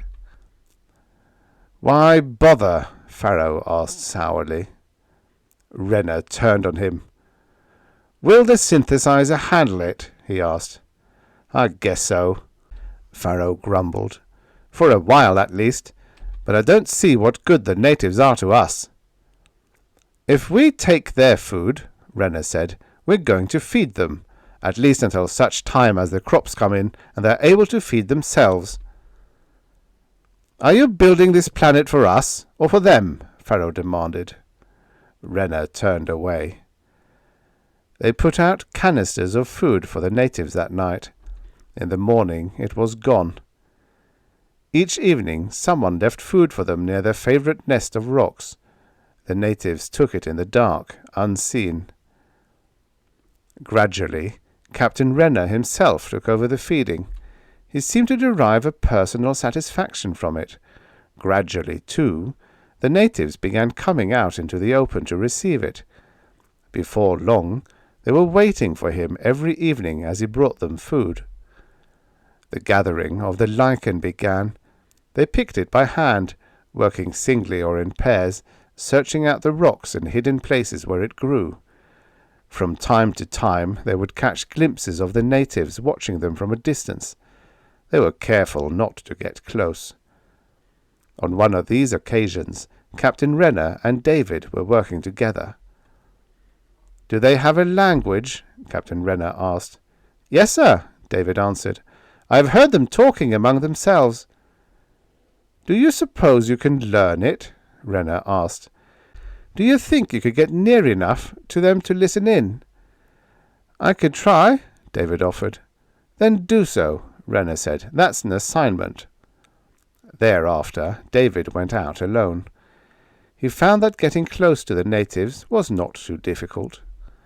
He tried to keep out of their sight, while still getting near enough for them to hear their voices. They were undoubtedly aware of his presence, but, With the feeding, they had lost their fear of the men, and did not seem to care. Bit by bit he learned the language, starting from a few key roots and sounds. It was a job for which he had been trained. Time passed rapidly, and the work went on. Captain Renner let his beard grow. It came out white and thick, and he did not bother to trim it. The others, too, became more careless in their dress, each man following his own particular whim. There was no longer need for a taut ship. Pharaoh threw a dam across the little stream, and, while the water grew behind it, went on to breaking up the soil with his machines. Beeson searched for nitrate and found it. He brought a load of it back, and this, together with the moss and lichen, was chopped into the soil. In the end, it was the lichen that was a limiting factor. There was only so much of it, so the size of the plot that they could prepare was small. "But it's a start," Renner said. "That's all we can hope for this first year. This crop will furnish more material to be chopped back into the soil. Year by year it will grow until the inhabitants here will have a new world to live in." "What do you expect to get out of it?" Pharaoh asked bitingly. Renner's eyes glowed with an inner light. Renner's beard grew with the passing months until it became a luxuriant thing. He let his hair go untrimmed too, so that, with his tall, spare figure, he took on a patriarchal look. And, with the passing months, there came that time which was to be spring for this planet. The first green blades of the new planting showed above the ground. The natives noticed it with awe and kept a respectful distance. That evening, when it was time for the natives' feeding, the men gathered about. Little by little, the feeding had become a ritual, and they would often go out to watch it. It was always the same. Renner would step forward, away from the others a little way, the load of food in his hands. The natives would come to stand before him in their ragged line, the leader a trifle to the front. There they would bow and begin a chant that had become a part of the ritual with the passing time. With the first green planting showing, there was a look of deep satisfaction in Renner's eyes as he stepped forward this night. His hair had grown quite long by now, and his white beard blew softly in the constant wind. There was a simple dignity about him as he stood there, his head erect, and looked upon the natives as his children. The natives began their chant. It became louder. "Tolava," they said, and bowed. As usual, Pharaoh was nettled. "What does the man want, anyway?" he asked out loud. "To be God?" Renner could not help but hear him.